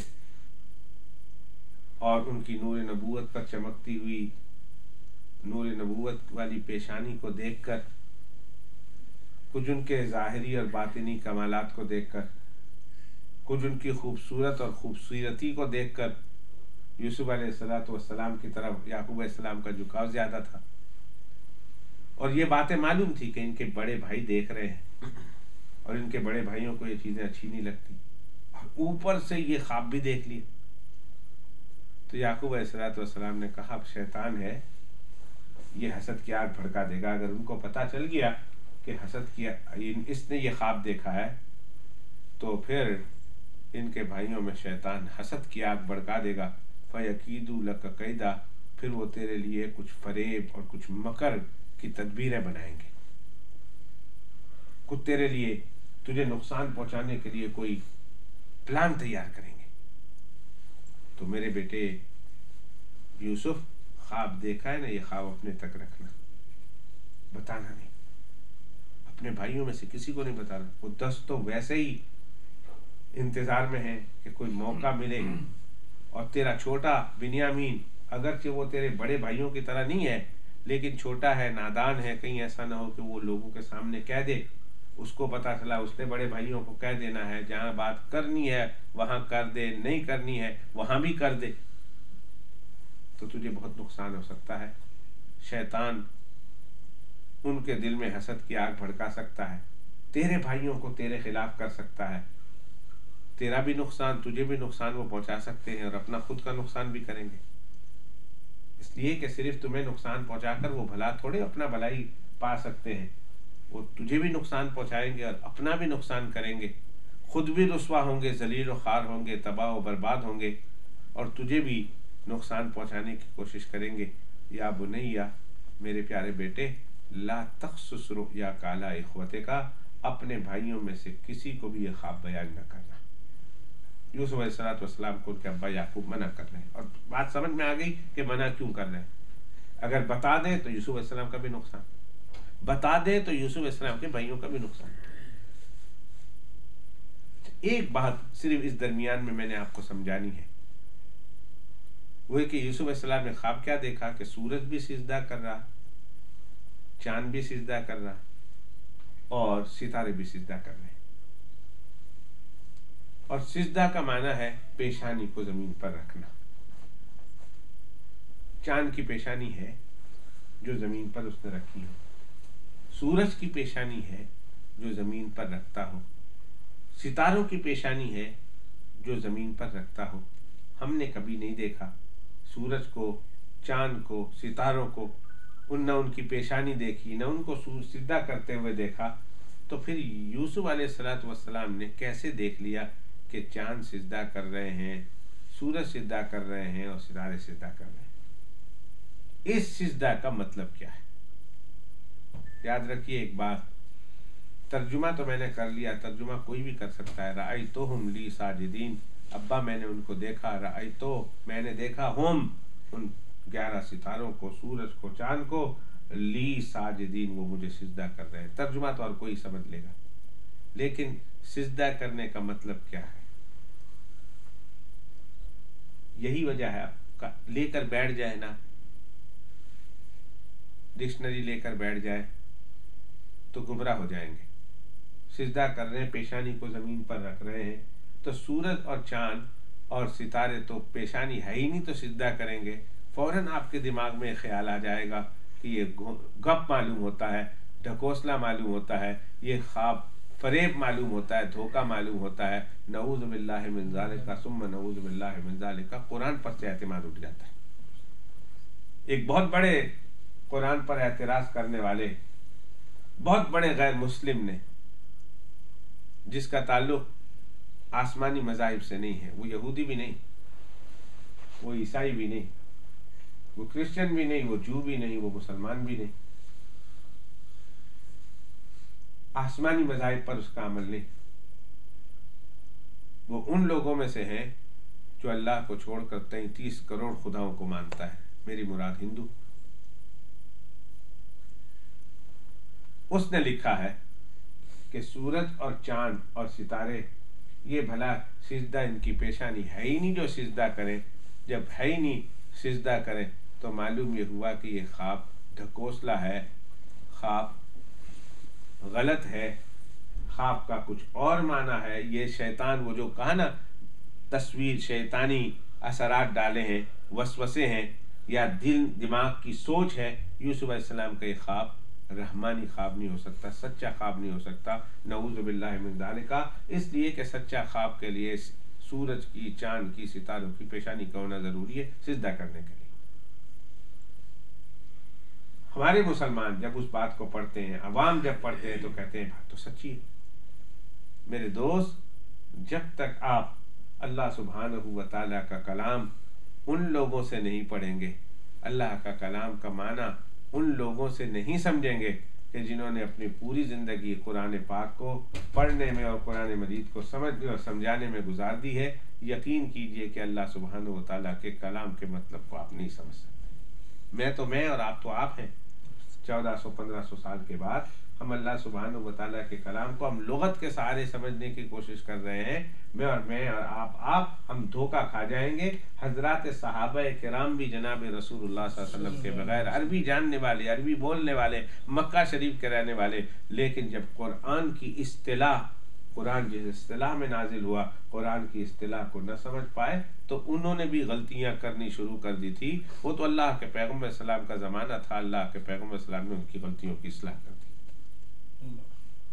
सहाबा किराम अरबी बोलने वाले, अरबी समझने वाले पैदा वहां हुए, जब उन्होंने सुना तो गलतियां उनसे हो गई। अब देखें, हम लोगों ने अभी जो पिछला महीना गुजरा है, रोजे वाला महीना, उस महीने को हम लोग क्या कहते हैं? माह रमजान, जिसमें हम लोगों ने रोजा रखा। और रोजा कब रखते थे हम? बंद कब करते थे? सहरी में। और खोलते कब थे हम? इफ्तारी में। इफ्तारी करते थे शाम को, गुरूब के वक़्त हम खोल देते थे, बंद करते थे सहरी में। कुरान मजीद में आयत नाजिल हुई, फकुलू वशरबू, रात भर खाओ पियो, रात को खाने की इजाजत, पीने की इजाजत, हत्ता यतबय्यन लकुमुल खैतुल अबयदु मिनल खैतिल अस्वद मिनल फजर। कब तक खाना पीना है? सारी रात खाते पीते रहे, सुबह 12 बजे तक खाते पीते रहे? तो अल्लाह ने फरमाया नहीं, खाओ पियो सारी रात, यहां तक के सफेद धागा काला धागा से मुमताज हो जाए। सफेद धागा और काला धागा दोनों में इम्तियाज आ जाए। हत्ता यतबय्यन लकुमुल खैतुल अबयदु मिनल खैतिल अस्वद मिनल फजर। फजर की वजह से, रोशनी की वजह से सफेद धागा काला धागा से मुमताज हो जाए। एक सहाबी ने ये जब आयत करीमा नाजिल हुई, रसूलुल्लाह सल्लल्लाहु अलैहि वसल्लम ने पढ़ के सुनाई, घर गए और घर जाकर बेगम से कहा, मुझे 2 धागे दे दो, एक काला और एक सफेद। एक काला धागा ले लिया, thread, black thread and white thread, दोनों लिया और तकिए के नीचे रखकर सो गए। आंख खुली तो उठ के खोल के देखते, अंधेरा था, बत्ती तो थी नहीं जमाना, तो देखते हैं सफेद केड़ा है, काला केड़ा है, अंधेरे में तो कुछ नजर नहीं आता था। कहते हैं अभी रात है, वापस तकिए के नीचे धागा रखा, वापस हो गए। फिर थोड़ी देर के बाद आंख खुलती वापस दोनों को लेकर बाहर निकलते, काला कौन सा सफेद कौन सा अभी भी नहीं डिफ्रेंशिएट हुआ, दोनों के अंदर फर्क नहीं नजर, फिर तकिए के नीचे खा रहे हैं सुबह। यहाँ तक के जब चंगी भली सुबह हो गई तो अब नजर आया ये काला है ये सफेद है, कहने लगे अब रोजा बनो, इसलिए कि मैंने काला धागा सफेद धागा पहचान लिया। इसी तरह 2-4 दिन गुजर गए।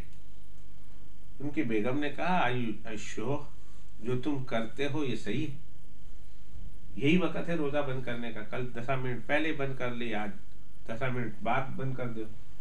जिस तरह हमारे यहाँ होता है विंटर में 8 भी बढ़ जाए अंधेरा होता है, और समर में 2 बजे हो तो उजाला हो जाता है रात को। वहां भी कभी बादल हो तो अंधेरा ज्यादा देर तक रहता है, घड़ी तो थी नहीं।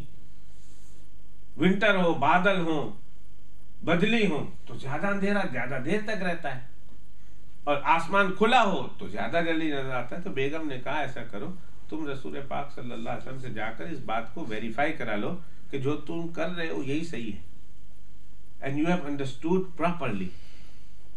कोई बात नहीं, जाके मालूम कर लेता हूँ। चुनांचे वो गए और जाकर रसूलुल्लाह सल्लल्लाहु अलैहि वसल्लम से कहा, या रसूलुल्लाह कुरान पाक की आयत नाजिल हुई, उस दिन से मैं तो इस वक्त सहरी खाता हूँ और इस वक्त रोजा बंद कर लेता हूँ। तो अल्लाह के पैगम्बर सलाम मुस्कुरा दिए, हंस पड़े और फरमाया, यार तुम्हारा तकिया तो बहुत बड़ा है जिसके नीचे रात और सुबह दोनों छुप जाते हैं। तकिया तो बहुत बड़ा है तेरा कि जिसके नीचे रात भी छुप जाती है सुबह भी छुप जाती है। मैंने कहा मैं समझा नहीं। फरमाया अल्लाह के बंदे, ये काला धागा सफेद धागा ये इन रियलिटी ये थ्रेड मुराद नहीं है, हकीकत में ये धागा मुराद नहीं है, बल्कि अल्लाह सुब्हानहू व तआला इस्तिआरा कर रहे हैं। अल्लाह सुब्हानहू व तआला एक बात समझा रहे हैं इस्तिआरा के तौर पर। अब इंग्लिश में मैं इसको इस्तिआरा को कैसे कहूंगा, अल्लाह सुब्हानहू व तआला, मैं समझा दूंगा, अल्लाह ताला यही बात कह रहे हैं धागा कहकर, लेकिन धागे से मुराद ये धागा नहीं है, बल्कि अल्लाह सुब्हानहू व तआला ये बताना चाहते हैं कि एक होता है आसमान, रात के वक्त काला होता है, बिल्कुल काला होता है, और जब सुबह होने को आती है तो फिर इसी काले के अंदर से सफेदी निकलती है। तो वो सफेदी और काला जब ये सुबह होती है ना, तो जब आसमान पे जब सफेदी निकलती है तो फिर बंदा कहता है पौ फट गई, सुबह सादिक हो गई। तो अल्लाह सुब्हानहू व तआला उसको कह रहे हैं कि उस काले से जब सफेदी जाहिर हो जाए और जब सुबह सादिक हो जाए तो उस वक्त तुमने रोजा बंद कर लेना है। तो ये आसमान इतना बड़ा तकिया नहीं कि आसमान उसके नीचे छुप सकता है, ये वो काला धागा और सफेद धागा मुराद नहीं है, बल्कि काली रात से सुबह का पौ फटना मुराद है। अब कुरान मजीद का ये जुमला सहाबी रसूल जनाब रसूलुल्लाह सल्लल्लाहु अलैहि वसल्लम की मौजूदगी में है, और अल्लाह के पैगम्बर सल्लल्लाहु अलैहि वसल्लम पर ये आयत करीमा नाजिल हुई, सुन रहे हैं लेकिन बात गहराई तक नहीं पहुंच पाई, यहाँ तक के रसूलुल्लाह सल्लल्लाहु अलैहि वसल्लम ने आकर नहीं बताया। अब अगर कोई शख्स ये कहे कि सूरज चांद सितारे कैसे सिद्धा करते हैं, उनकी तो पेशानी नहीं, और आपने भी सोचना शुरू कर दिया वाकई इनकी पेशानी नहीं है, वो कहा भला जमीन पर आकर सिद्धा करते, वो तो लटक रहे हैं। अब ये बत्ती सिद्धा कर रही है, अरे भाई मैंने तो इसको जब भी देखा इधर ही देखा, ये कब जमीन पे आई थी?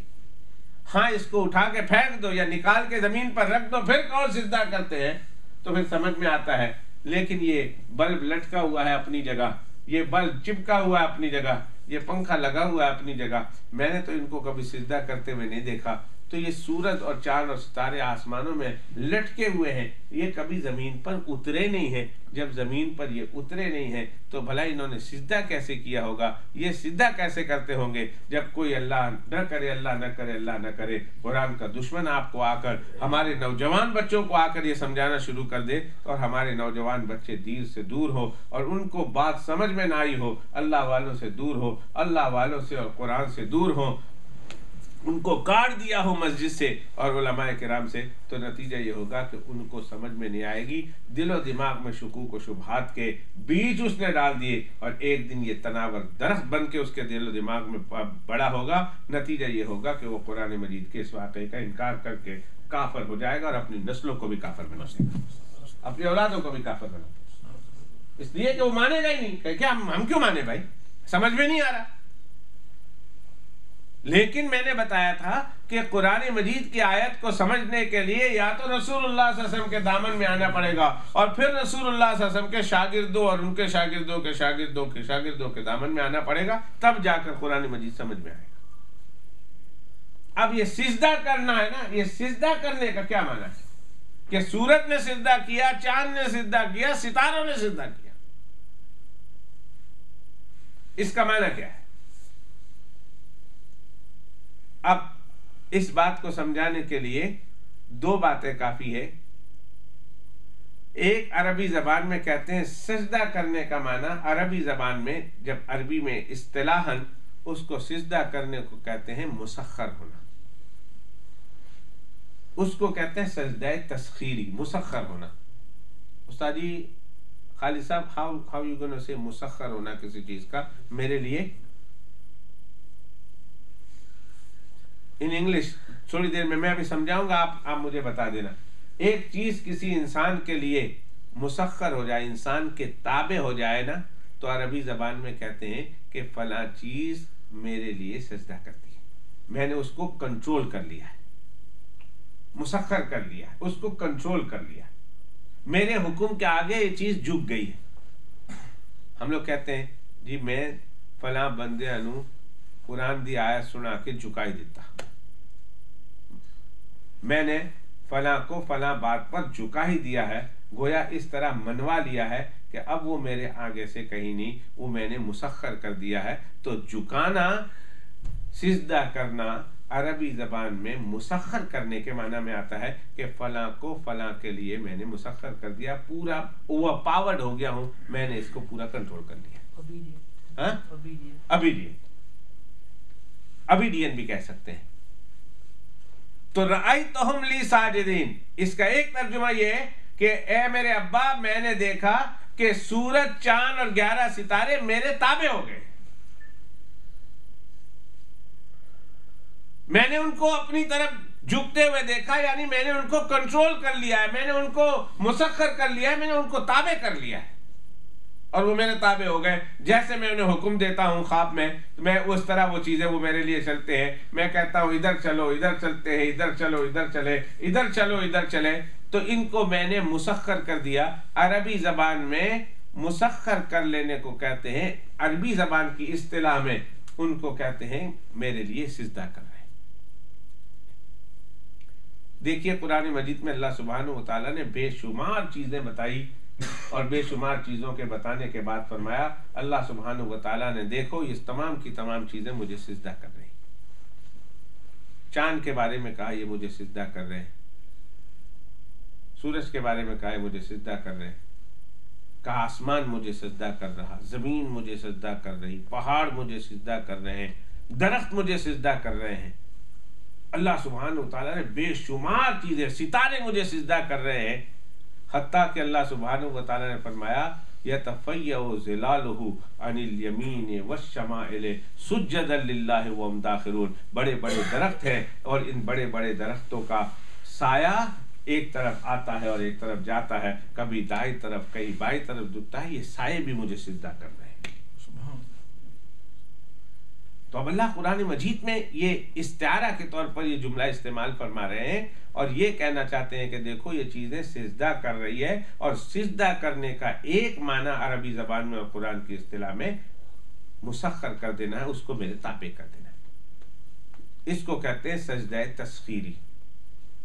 और एक होता है नहीं हकीकत में वो सिजदा करते, एक तो ना ताबे है और फरमाते हैं नहीं, दूसरा माना ये है कि वाकई सजदा करते हैं ये चीजें अल्लाह सुब्हानहू व तआला को, और वाकई 11 सितारों ने और सूरज ने और चांद ने यूसुफ अलैहिस्सलाम के सामने सिजदा किया। लेकिन जरूरी नहीं है कि उनका सिजदा करना हमारी तरह, इंसानों की तरह सिजदा करना हो। हर मखलूक के अपने अपने अलग अंदाज है, हर मखलूक अपने अपने अंदाज से अल्लाह सुब्हानहू व तआला की तस्बीह करती है, अल्लाह को सिजदा करती है। अब हमारा सिजदा करना तो इंसानों का सिजदा करना, इंसानों का जमीन पे सर रखना है, और फिर दूसरी मखलूकों का सिजदा करना उनकी अपनी शान के मुताबिक हुआ जाता है। देखें ये हमारे दरख्त है ना, दरख्त फ्लावर प्लांट, ये प्लांट भी अल्लाह की तस्बीह करते हैं। आप कहेंगे हम तो जबान से तस्बीह करते हैं, मौसा प्लांट की जबान कहाँ है?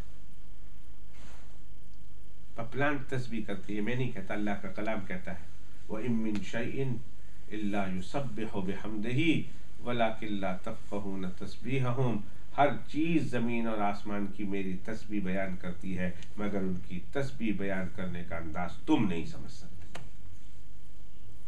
ये जो हमारे कपड़े हैं ना, धोए हुए कपड़े, जब फ्रेश धोए हुए हों और बंदा फ्रेश कपड़ा धोया हुआ पाए तो कपड़े भी अल्लाह सुब्हानहू व तआला की तस्बीह करते हैं। बहता हुआ पानी, जब पानी बह रहा हो, रनिंग वाटर, ये रनिंग वाटर भी अल्लाह सुब्हानहू व तआला की तस्बीह करती है। दरख्त के पत्ते पत्ते अल्लाह की तस्बीह करते हैं। पत्थर का एक एक कंकर और एक एक टुकड़ा भी अल्लाह सुब्हानहू व तआला की तस्बीह करता है। पहाड़ भी अल्लाह की तस्बीह करते हैं, जमीन भी अल्लाह की तस्बीह, आसमान भी अल्लाह की तस्बीह।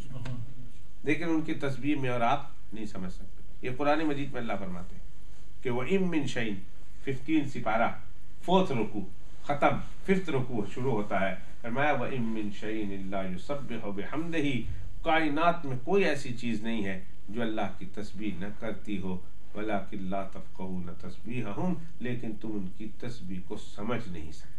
ये तुम्हारा प्रॉब्लम। लेकिन अल्लाह फरमाते मेरा प्रॉब्लम नहीं, मैं समझता हूं। तो हर चीज की तस्बीह उसके अपने अंदाज से होती है। कपड़े की तस्बीह उसका अपना अंदाज है, पानी का तस्बीह उसका अपना अंदाज है, दरख्त की तस्बीह उसका अपना अंदाज है, लकड़ी की तस्बीह उसका अपना अंदाज है, पत्थर की तस्बीह उसका अपना अंदाज है, पहाड़ की तस्बीह उसका अपना अंदाज है, ग्लास की तस्बीह उसका अपना अंदाज है, लोहे की तस्बीह उसका अपना अंदाज है, कोयले की तस्बीह उसका अपना अंदाज है। हर चीज की तस्बीह अपने अपने अंदाजे से करती है। इसी तरह याद रखिए कि कायनात की हर चीज अल्लाह को सिजदा करती है, मगर हर चीज के सिजदा करने का अपना अपना अंदाज है। तो अगर कोई ये कहे कि सूरज को कभी माथा टेकते हुए नहीं देखा, तो तुमको किस बेवकूफ ने कह दिया कि सूरज माथा टेके तभी सिजदा होता है? सूरज एक और मखलूक है और उसका सिजदा अपने अंदाज का होता है। चांद एक और मखलूक है, उसका सिजदा अपने अंदाज का होता है। ऐ इंसान, तू एक मखलूक है, तेरा सिजदा अपने और अंदाज का। दरख्त है तो दरख्त भी सजदा करता है, उसके सिद्धे का अंदाज कुछ और है। तो तू हमारा दिमाग खराब ना कर कि सूरज का माथा नहीं, चांद का माथा नहीं, सितारों के माथा नहीं, लिहाजा वो सिजदा कैसे करते होंगे। तो अल्लाह कुरान मजीद में ये वाकया बयान करते हैं यूसुफ अलैहिस्सलाम का। न यूसुफ अलैहिस्सलाम ने ये वाकया बयान किया, न अल्लाह पाक ने ये वाकया बयान किया। नऊज़ु बिल्लाहि मिन ज़ालिका, ये गलत है। ये बात की सोच है, नऊज़ु बिल्लाह, ये मुसलमानों की सोच है जो कुरान में डाल दी गई है। ये यूनानी सोच है जो कुरान में डाल दी गई। ये एक और लोगों की सोच है जो कुरान में डाल दी गई, वरना हकीकत से इसका ताल्लुक नहीं। ये कहकर हमारा दिमाग खराब न कर। हम उसी तरह कुरान मजीद को मानते हैं जिस तरह कुरान मजीद के पहली सूरत को मानते हैं, कुरान मजीद की इस आयत को भी इसी तरह मानते हैं। फर्क यही है कि वो भी तस्बीह करती हैं, वो भी सिजदा करते हैं, लेकिन जरूरी नहीं हमारी तरह तस्बीह करें और हमारी तरह सिजदा करें। हम एक मखलूक हैं, हमारी तस्बीह का अंदाज कुछ और, हमारे सिजदे का अंदाज कुछ और। एक अल्लाह की और मखलूक है, उसकी तस्बीह का अंदाज कुछ और, उसके सिजदे का अंदाज कुछ और। सैयदना मूसा अलैहिस्सलाम के ज़माने का वाक़या है। अल्लामा फ़खरुद्दीन राज़ी रहमतुल्लाह अलैह तफसीर कबीर में वाक़या लिखा, बड़ा अजीब है कि छिपकली, ए सॉर्ट ऑफ लिज़र्ड, उसको इंग्लिश में क्या बोलते हैं? ए सॉर्ट ऑफ लिज़र्ड, छोटी हमारे घरों में होती है। लिज़र्ड तो चलो आगे पीछे, लेकिन हमारे हिंदुस्तान पाकिस्तान में घरों में होती है, बहुत ज़्यादा छिपकली होती है, जहरीली भी होती है, घरों में चलती है, उल्टी चलती है। हमको वो उल्टी नजर आती है, जब वो चलती है तो हम उनको उल्टे नजर आते हैं। हमको जब चलती है तो हमको वो उल्टी नजर आती है, लेकिन जब वो हमको देखती है ना, कहते हैं ये भी छत के साथ लटके हुए। अजीब बात है। वो उसका पांव छत पे, सर बीच फिजा में, तो वो जब हमको यूं देखती है तो ये समझती है कि हम उल्टे चल रहे हैं, हमारा पांव छत पे है और हमारा सर फिजा में। And if you don't believe it, कभी ये जो अब तो कंप्यूटर निकल गया है ना, तो कंप्यूटर में वो आता है ना, वो पिक्चर को क्या करते हैं, राउटर करते हैं, हाँ रोटेट करते हैं। तो उसको करके देखो, आप ठीक ठाक बैठे हुए हो जमीन पर, उसको 2 दफा घुमाओ राइट में या लेफ्ट में, तो फिर आपको नजर आ जाएगा। कहेंगे ये क्या हुआ उस्ताद जी, ऊपर सर नीचे? वो तो बिल्कुल उल्टा हो जाता है, सर नीचे और वो ऊपर। और ऊपर से अगर पिक्चर ले तो यही लगता है कि आदमी उल्टे हैं, कि पांव ऊपर की तरफ है, सर हवा में फिर रहा। तो वो छिपकली जो उल्टी चलती है और उसके लिए हम उल्टे हैं। एक दिन हजरत मूसा अलैहिस्सलाम के अल्लाह ताला ने पूछ लिया, मूसा अलैहिस्सलाम ने अल्लाह से पूछ लिया कि मेरे अल्लाह, ये छिपकली को आपने क्यों पैदा किया? ये देखता हूँ उधर से इधर तक चलती है, मच्छर खाती है, ये कुछ करती है, फिर उधर जाके खलो जाती है, फिर रात को निकलती है, इधर चक्कर खा कर अपना खाना खा के वापस चले जाती है, आपने इसे क्यों पैदा किया? तो अल्लाह पाक ने फरमाया, मूसा अलैहिस्सलाम, आपने इतने सालों के बाद पहली दफा पूछा है कि इस मच्छी को क्यों पैदा, छिपकली को क्यों पैदा किया। ये छिपकली रोज 5 दफा मुझसे पूछती है, मूसा अलैहिस्सलाम को क्यों पैदा किया। आपने तो 1 दफा पूछा पूरी जिंदगी में कि इसको क्यों पैदा किया, ये रोज 5 दफा पूछते हैं, अल्लाह मूसा अलैहिस्सलाम को क्यों पैदा किया। इसको तुम्हारी समझ में नहीं आती, तुमको उसकी समझ में नहीं आती, लेकिन दोनों को मैंने एक मकसद के लिए पैदा किया। वो अपने अपने काम में लगी हुई है, वो तस्बीह कर रही, वो अपना काम कर रहे। ऐ मूसा अलैहिस्सलाम, आप अपना काम कर रहे। हाँ, उसकी तस्बीह अलग, आपकी तस्बीह अलग, उसका अंदाज अलग, आपका अंदाज अलग। हाय अल्लाह, क्या कहूं। हजरत दाऊद अलैहिस्सलाम का वाक़या है। कोई ना कोई दिन 3 हिस्सों में तकसीम था, रात 3 हिस्सों में तकसीम थी। उनका घर कभी इबादत से खाली नहीं किया। कोई ना कोई बंदा उस घर में इबादत में मसरूफ है। दाऊद अलैहिस्सलाम 1/3 अल्लाह की इबादत कर रहे हैं, 1/3 के बाद उनके घर वाले इबादत कर रहे हैं, उसके बाद उनके दूसरे जितने घर वाले हैं, नौकर चाकर हैं, उनको इबादत का हुक्म है। रात हुई, 2 आदमी सो रहे, 1 आदमी इबादत कर रहा, फिर इनके सोने का वक्त आया तो दूसरा जाग रहा, उनके सोने का वक्त आया तीसरा जाग रहा। बहुत एक दिन अल्लाह से कहने लगे, अल्लाह तेरा शुक्र है, दाऊद का घराना भी तूने कैसे बनाया कि किसी वक्त भी तुझे भूलता नहीं है, किसी वक्त भी तुझे भूला नहीं है, 24 घंटे तेरी इबादत हो रही है। दाऊद अलैहिस्सलाम को अल्लाह ने फरमाया, अच्छा ऐसी बात है, चले मैं आपको एक चीज़ दिखाता हूँ, फला दरिया के किनारे जाएं। चुनांचे फला दरिया के किनारे दाऊद अलैहिस्सलाम पहुँचे हैं तो अल्लाह पाक ने दरिया को हुक्म दिया, ज़रा पानी छोड़ दे, तो ज़रा पानी हटा दे। चुनांचे पानी हटता है तो देखा है एक मेंढक है, और वो मेंढक अल्लाह सुब्हानहू व तआला की तस्बीह कर रहा, और तस्बीह भी अजीब व गरीब अल्फाज से कर रहा। वो तस्बीह भी याद है, वो तस्बीह भी मैं आपको बताऊंगा आज नहीं, किसी और वक्त पे, कि वो तस्बीह कर रहा था और उसके पास खाना पड़ा हुआ था। कहा अल्लाह पाक इसके दिखाने का मकसद क्या है? कहा इससे पूछ ले। उन्होंने कहा ए मेंढकी ज़रा मेरी बात सुन, मेंढक ज़रा मेरी बात सुन, कि ये खाना पड़ा हुआ है, खाना क्यों नहीं खा लेती और ज़रा मेरी बात क्यों नहीं कर लेती? उसने कहा ये इतने साल हो गए हैं, इतने साल ये खाना मेरे पास पड़ा हुआ है, मगर मुझे अल्लाह की तस्बीह करने से फुर्सत ही नहीं मिलती कि मैं इस खाने को भी खा लूं। इतने सालों से पड़ा हुआ है मेरे पास, लेकिन मुझे फुर्सत ही नहीं है कि मैं अपने अल्लाह की तस्बीह को छोड़कर ये खाना ही खा लूं। बात करने का टाइम नहीं है। हज़रत दाऊद अलैहिस्सलाम सिजदे में गिर गए, मेरे मालिक तेरे तो रंग ही अजीब है कि तेरी तस्बीह करने वाले, तुझे याद करने वाले ऐसे ऐसे हैं कि खाने की भी परवाह नहीं है, अकेले हैं, इतने साल गुजर गए लेकिन खाना छोड़ देते हैं, तेरी तस्बीह में लगे हुए हैं। मैं दाऊद तो फिर भी 8 घंटे जाके सो जाता हूँ, कुछ और भी काम कर लेता हूँ, ऐसे ऐसे भी तेरी मखलूक है। मेरे दोस्त, बताना यह है कि हर चीज तस्बीह करती है अपने अंदाज से। हम नहीं समझ सकते, हमको क्या मालूम पत्थर के अंदर जान है, शऊर है, हमको क्या मालूम लकड़ी के अंदर शऊर है।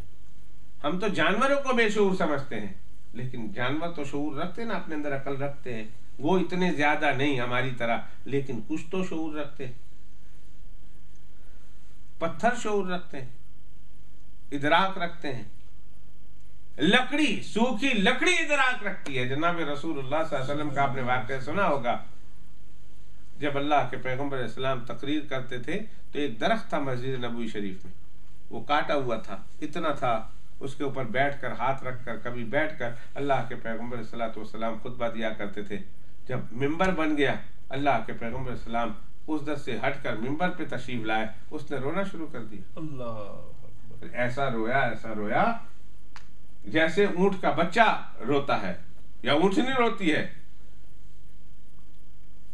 आवाज आ रही, रोने वाला नजर नहीं आता। अल्लाह के पैगंबर सलाम जो आवाज बढ़ती जा रही, अल्लाह के पैगंबर सलाम मिंबर छोड़कर उस लकड़ी के पास आए और उस लकड़ी के ऊपर हाथ रखा और कहा, लोगों ये रो रहा है कि मुझे छोड़कर कहाँ चले गए। मैंने इसको तसल्ली दी, मैंने कहा रोना, या तो मैं फिर जाता ही नहीं मेंबर पर, तेरे साथ ही सारी जिंदगी खड़े होकर बयान करता हूँ, या फिर अब चुप कर जा। मैं अल्लाह से वादा करता हूँ कि अल्लाह ताला तुझे जन्नत में दरख्त बनाकर लगा देगा, तू जन्नत का दरख्त बन जाएगा। उसने जन्नत में दरख्त बनना मंजूर कर लिया है और अब ये रोएगा नहीं। ये कहकर अल्लाह के पैगंबर सल्लल्लाहु अलैहि वसल्लम वापस अपनी जगह पर आकर खुतबा शुरू कर दिया। हमने तो कभी सोचा भी नहीं था कि लकड़ी में भी जान होती है, पत्थरों में जान होती है, कभी सोचा था? आज मदीना शरीफ चले जाएं, वो गलियां मौजूद हैं कि जिस गलियों के पत्थर अल्लाह के पैगंबर सलाम को पहचान कर सलाम करते थे। वो पहाड़ मौजूद हैं कि जिस पहाड़ को देखकर अल्लाह के पैगंबर सलाम फरमाया करते थे कि वो पहाड़ है, ये मुझसे मोहब्बत करता है, मैं इससे मोहब्बत करता हूं। पहाड़, पत्थर, दरख्त, लकड़ी, ये चीजें हमारे हिसाब से तो कोई अकल ही नहीं रखती, लेकिन अल्लाह ने इनमें भी शऊर रखा है, अल्लाह ने इनमें भी इदराक रखा हुआ है। और ये अपने शऊर और इदराक के मुताबिक अल्लाह की तस्बीह में मसरूफ है। तो अल्लाह की जब तस्बीह कर रहे हैं तो अल्लाह की इबादत में भी मसरूफ है, सिजदा भी कर रहे हैं। हमको नजर नहीं आता, उनका सिजदे का अंदाज कुछ और, हमारे सिजदे का अंदाज कुछ। इसलिए दोस्तों, बात इसलिए मैंने कही और इतनी तफसील इसलिए मैंने की कि गैर मुस्लिमों ने, इस्लाम दुश्मन सोचों ने ये लोगों, मुसलमानों के और बिलखुसूस नौजवान नस्लों के जहन में शुकूक व शुबहात पैदा करने की कोशिश की कि सूरज का तो सर नहीं होता, चांद का तो सर नहीं होता और सितारों के तो सर नहीं होते, ये सिद्धा भला कैसे करते? तो ये कुरान की बातें नऊज़ बिल्लाह गप है। मैंने बताया कि एक तो सजदा के माना मुसख्खर करना है, सजदा के माना कंट्रोल हो जाना है, सजदा के माना ओबीडियंट का हो जाना है कि ये चीज़ें मेरे लिए मुसख्खर हो गई, मेरे लिए ताबे हो गई। और उर्दू में भी कहते हैं, जब तक मैं इसे झुका नहीं लूँगा, यानी मनवा नहीं लूँगा, उस वक़्त तक मैं जो है मैं मानूंगा नहीं। तो वो झुकाना दर हकीकत ताबे कर देना है। तो अरबी में भी है सिजदा, लेकिन इससे अच्छा मतलब ये है कि नहीं हकीकत में वो सिजदा करते हैं। सूरज भी सिजदा, चांद भी सिजदा, सितारे भी सिजदे, दरख्त भी सिजदे, पहाड़ भी सिजदा, आसमान भी सिजदा, ज़मीन भी अल्लाह को सिजदा करती है, लेकिन उनके सिजदे के अंदाज कुछ और है। ज़रूरी नहीं कि उनके लिए पेशानी हो तभी वो सिजदा करें, ज़रूरी नहीं दरख्त के लिए ज़बान हो तभी वो अल्लाह की तस्बीह करे, वो भी तस्बीह करते हैं, उनका अंदाज कुछ और है। ज़रूरी नहीं लकड़ी के लिए ज़बान हो तो ही वो अल्लाह की तस्बीह करे, हाँ वो तस्बीह करती है मगर उसकी तस्बीह करने का अंदाज कुछ और है। पत्थर के लिए ज़रूरी नहीं बोलने के लिए ज़बान हो, ना बगैर ज़बान के भी अल्लाह सुब्हानहू व तआला बुलवा लेते। तो हर चीज़ को अल्लाह ने एक अपना एक वखरा अंदाज दिया हुआ है और उसी अंदाज के मुताबिक वो अल्लाह की तस्बीह भी करती है, अल्लाह को सिजदा भी करती है। तो फिर यूसुफ अलैहिस्सलाम ने जब देखा सिजदा कर रहे हैं, तो सिजदा करने के माना मुफस्सिरीन ने यहाँ लिखा है कि वो यूसुफ अलैहिस्सलाम के लिए झुक रहे हैं, नीचे हो रहे हैं, पस्त हो रहे हैं, यूसुफ अलैहिस्सलाम की तरफ झुक रहे हैं, यूसुफ अलैहिस्सलाम की तरफ पस्त हो रहे हैं। लिहाजा यूसुफ अलैहिस्सलाम ने ख्वाब में ये देखा कि ये सूरज और सितारे मेरी तरफ पस्त हो रहे हैं, झुक रहे हैं मेरी तरफ, समझ गए कि मुझे सिजदा कर रहे हैं। तो अब्बा ने ख्वाब सुना ना, तो कहने लगी ये ख्वाब का माना तो बिल्कुल वाज़ेह है, तेरी अजमत के सामने सब झुक जाएंगे। एक वक़्त आने वाला है, अल्लाह पाक इस ख्वाब में बताते कि एक वक़्त आने वाला है यूसुफ, तेरी अजमतों के सामने सब झुकेंगी पूरी दुनिया, हत्ता कि तेरे भाई भी तेरे सामने झुकेंगे और तेरे माँ बाप भी तेरी अजमतों का एतराफ़ करेंगे। आज ही वो तुमसे इतने जो है हसद करते हैं और आज ही तुम्हारे दिल, उनके दिलों में तुम्हारे मुतालिक ये थोड़ा बहुत परेशानियां हैं कि तुझे क्यों इज्जत मिली है। यूसुफ, अपने भाइयों को एक किस्सा मत बयान करना। ला तख्सुस रुयाका अला इख्वतिक, ऐसा ना हो कि फयकीदू लक कैदा, वो तेरे लिए फरेब बनाएंगे। और इन्न शैतान लिल इंसानि अदुव्वुम मुबीन, फिर शैतान ने जलती पर तेल का काम करना है और उसने शैतान ने इनको और ज़्यादा वर्गलाना है, भड़काना है। नतीजा ये होगा कि वो तुम्हारा भी नुकसान करेंगे, खुद भी नुकसान उठाएंगे। आगे यूसुफ अलैहिस्सलाम को उनके अब्बा ने एक और बात बताई। ये तो ख्वाब की ताबीर थी। ख्वाब की ताबीर के बाद अभी यूसुफ अलैहिस्सलाम छोटे ही हैं, तो यूसुफ अलैहिस्सलाम को उनके अब्बा ने और खुशखबरी दी। ये तो हम पढ़ेंगे कल क्या आगे और क्या खुशखबरी दी, लेकिन ये बात जरूर कि उनको कैसे पता चला। सबसे पहले कि जो अगली बात बताने वाले हैं, वकज़ालिका यज्तबीका रब्बुका वयुअल्लिमुका मिन तावीलिल अहादीस वयुतिम्मु निअमतहु अलैक, ये 3 बातें बयान की। ये याकूब अलैहिस्सलाम, और बिल्कुल ऐसे ही हुई जिस तरह याकूब अलैहिस्सलाम ने यूसुफ अलैहिस्सलाम के लिए बयान की है। ये सारी बातें याकूब अलैहिस्सलाम को कैसे पता चली, अल्लाह ने चाहा वो बातें क्या हैं और कैसे पता चली, इस पर अल्लाह ने चाहा तो कल की मजलिस में आपके सामने पेश करूंगा। आज मैंने सिर्फ 2 बात बताई है, एक ये कि ख्वाब होता क्या है और ख्वाब की 3 किस्में, और दूसरा ये कि देखें कुरान मजीद को समझने के लिए लुगत का सहारा लेंगे। अगर हम डिक्शनरी का सहारा लेकर या लुगवी माना के साथ कुरान मजीद को समझने की कोशिश करेंगे, खुद धोखा खाएंगे, दूसरों को धोखा देंगे। कुरान मजीद को समझना हो तो फिर हमें अपने असलाह की तरफ नज़र करना पड़ेगा। हमें अपने उस्ताद और फिर उस्तादों से उनके उस्ताद और यहाँ तक के जनाब रसूलुल्लाह सल्लल्लाहु अलैहि वसल्लम तक एक तसलसल के साथ जाना पड़ेगा। अगर आज हम अपनी समझ से कुरान मजीद को 1400 साल के बाद अपने बुजुर्गों की राहों से हट कर और कट कर कुरान मजीद को समझने की कोशिश करेंगे तो धोखा खा जाएंगे। एक बहुत बड़ा, यूं समझिए कि स्कॉलर्स है, राइटर है, अपने आप को मुफस्सिर कुरान भी कहता है और कुरान शरीफ की तफसीर भी उसने लिखी, अपने आप को आलिम दीन भी कहता है, दीन का स्कॉलर्स भी कहता है, लेकिन उसने एक बात लिखते लिखते बड़ी गलत लिख दी।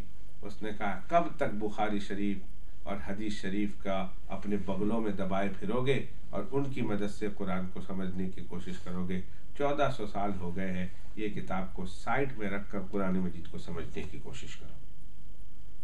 इन्ना लिल्लाहि व इन्ना इलैहि राजिऊन। इतना बड़ा ये धोखा है और इतना बड़ा ये जो है दजल है और फरेब है कि अगर इस तरह कुरान पाक और हदीस पाक और असलाफ से हटकर हमने कुरान मजीद को अपने अकल की और लुगत की रोशनी में समझना शुरू कर दिया तो याद रखिए कि पूरा कुरान मजीद और पूरी इमारत का ढांचा धड़ाम से ज़मीन पर आ पड़ेगा।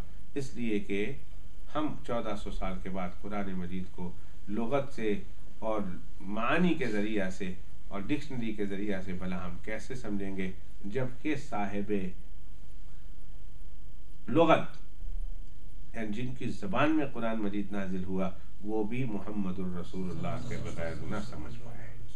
उन्हें भी समझने के लिए अल्लाह के रसूल से सहारा लेना पड़ा। तो उनकी अहादीस को छोड़कर, उनकी समझाई हुई मुरादात को छोड़कर अगर हम कुरान मजीद को समझना चाहें कैसे समझ सकते हैं। अल्लाह ताला हमें बुजुर्गों से वाबस्ता रखे। पाकिस्तान में इंसानों का लिखा ही हुआ आइन था ना, 73 का आइन है, और जो जितना कुछ पाकिस्तान में झगड़ा है, जितनी परेशानियां हैं पाकिस्तान में आजकल, जो हुकूमत का अदलिया के साथ, जुडिशनरी के साथ जितना भी झगड़ा है वो इसीलिए तो है कि आइन के इस लफ्ज़ पर कि आइन में ये लफ्ज़, कॉन्स्टिट्यूशन में ये लफ्ज़ इस तरह लिखा हुआ है, उसका माना क्या है। हुकूमत कहती है माना वो है जो हम समझे हैं, और आइन और अदलिया कहती है माना वो है जो हम समझे।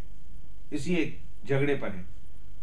अपोजिशन और हुकूमत में जो बैठे हुए हैं उनमें झगड़ा है लफ्ज़ मुशावरत पर, कि चेयरमैन नैब बनाना है तो कहा मुशावरत करनी है। मुशावरत का क्या माना है? वो कहती है बस मुशावरत के माना एक दफ़ा पूछना है। वो कहते हैं नहीं, मुशावरत के माना ये है कि हम लोग दोनों मिलकर किसी मुत्तफ़िक़ा राय पर जमा होंगे, उसको कहते हैं मुशावरत। इस पर झगड़ा है। मुल्किस्तान स्टील हो गया। इंसानों के बनाए हुए कानून, मैं तो ये बताना है, इंसानों के बनाए हुए कानून में तशरीह की ज़रूरत पड़ती है, और उसके लिए हमें कोर्ट जाना पड़ता है, लॉयर्स पकड़ने पड़ते हैं इंसानों के बनाए हुए कानून के लिए। फिर अल्लाह सुब्हानहू व तआला के कानून के लिए और अल्लाह की बात के लिए रसूलुल्लाह सल्लल्लाहु अलैहि वसल्लम को छोड़कर सिर्फ डिक्शनरी के जरिए से हम अल्लाह की किताब को हल करें, ये गुमराही के सिवा कुछ भी नहीं। अल्लाह ऐसी गुमराही से मेरी आपकी हिफाजत। ये आयत करीमा जिसको हमने कहा रअयतुहुम ली साजिदीन, लुगत से समझ में नहीं आती थी। हमको जाना पड़ा अपने अस्लाफ की तरफ, हमको जाना पड़ा रसूलुल्लाह सल्लल्लाहु अलैहि वसल्लम के शागिर्दों की तरफ, हमको जाना पड़ा रसूलुल्लाह सल्लल्लाहु अलैहि वसल्लम के कदमों में, हमको जाना पड़ा रसूलुल्लाह सल्लल्लाहु अलैहि वसल्लम के कदमों से होते हुए अल्लाह की किताब में। तब जाकर हमको ये बात समझ में आई कि सिजदा करने का क्या माना। अल्लाह ताला हमेशा मरते दम तक अपने बुजुर्गों से वाबस्ता रखे, कुरान और सुन्नत से वाबस्ता रखे, अपने अस्लाफ से वाबस्ता रखे। वो किसी ने कहा, वो कैसा शेर है कि पैवस्ता रह शजर से और उम्मीद बहार रख, पैवस्ता रह शजर से उम्मीद बहार रख। वो ब्रांचेस ट्री की जो दरख्त के साथ लगी हुई है, उसके बारे में उम्मीद होती है कि किसी न किसी दिन इसके ऊपर पत्ते भी आएंगे। आज नहीं है तो क्या हुआ, ठंडी है, विंटर है, नहीं है, पर लगी हुई है ना मेन से, तो कल जब मौसम रबी आएगा पत्ते भी आएंगे, फूल भी आएंगे।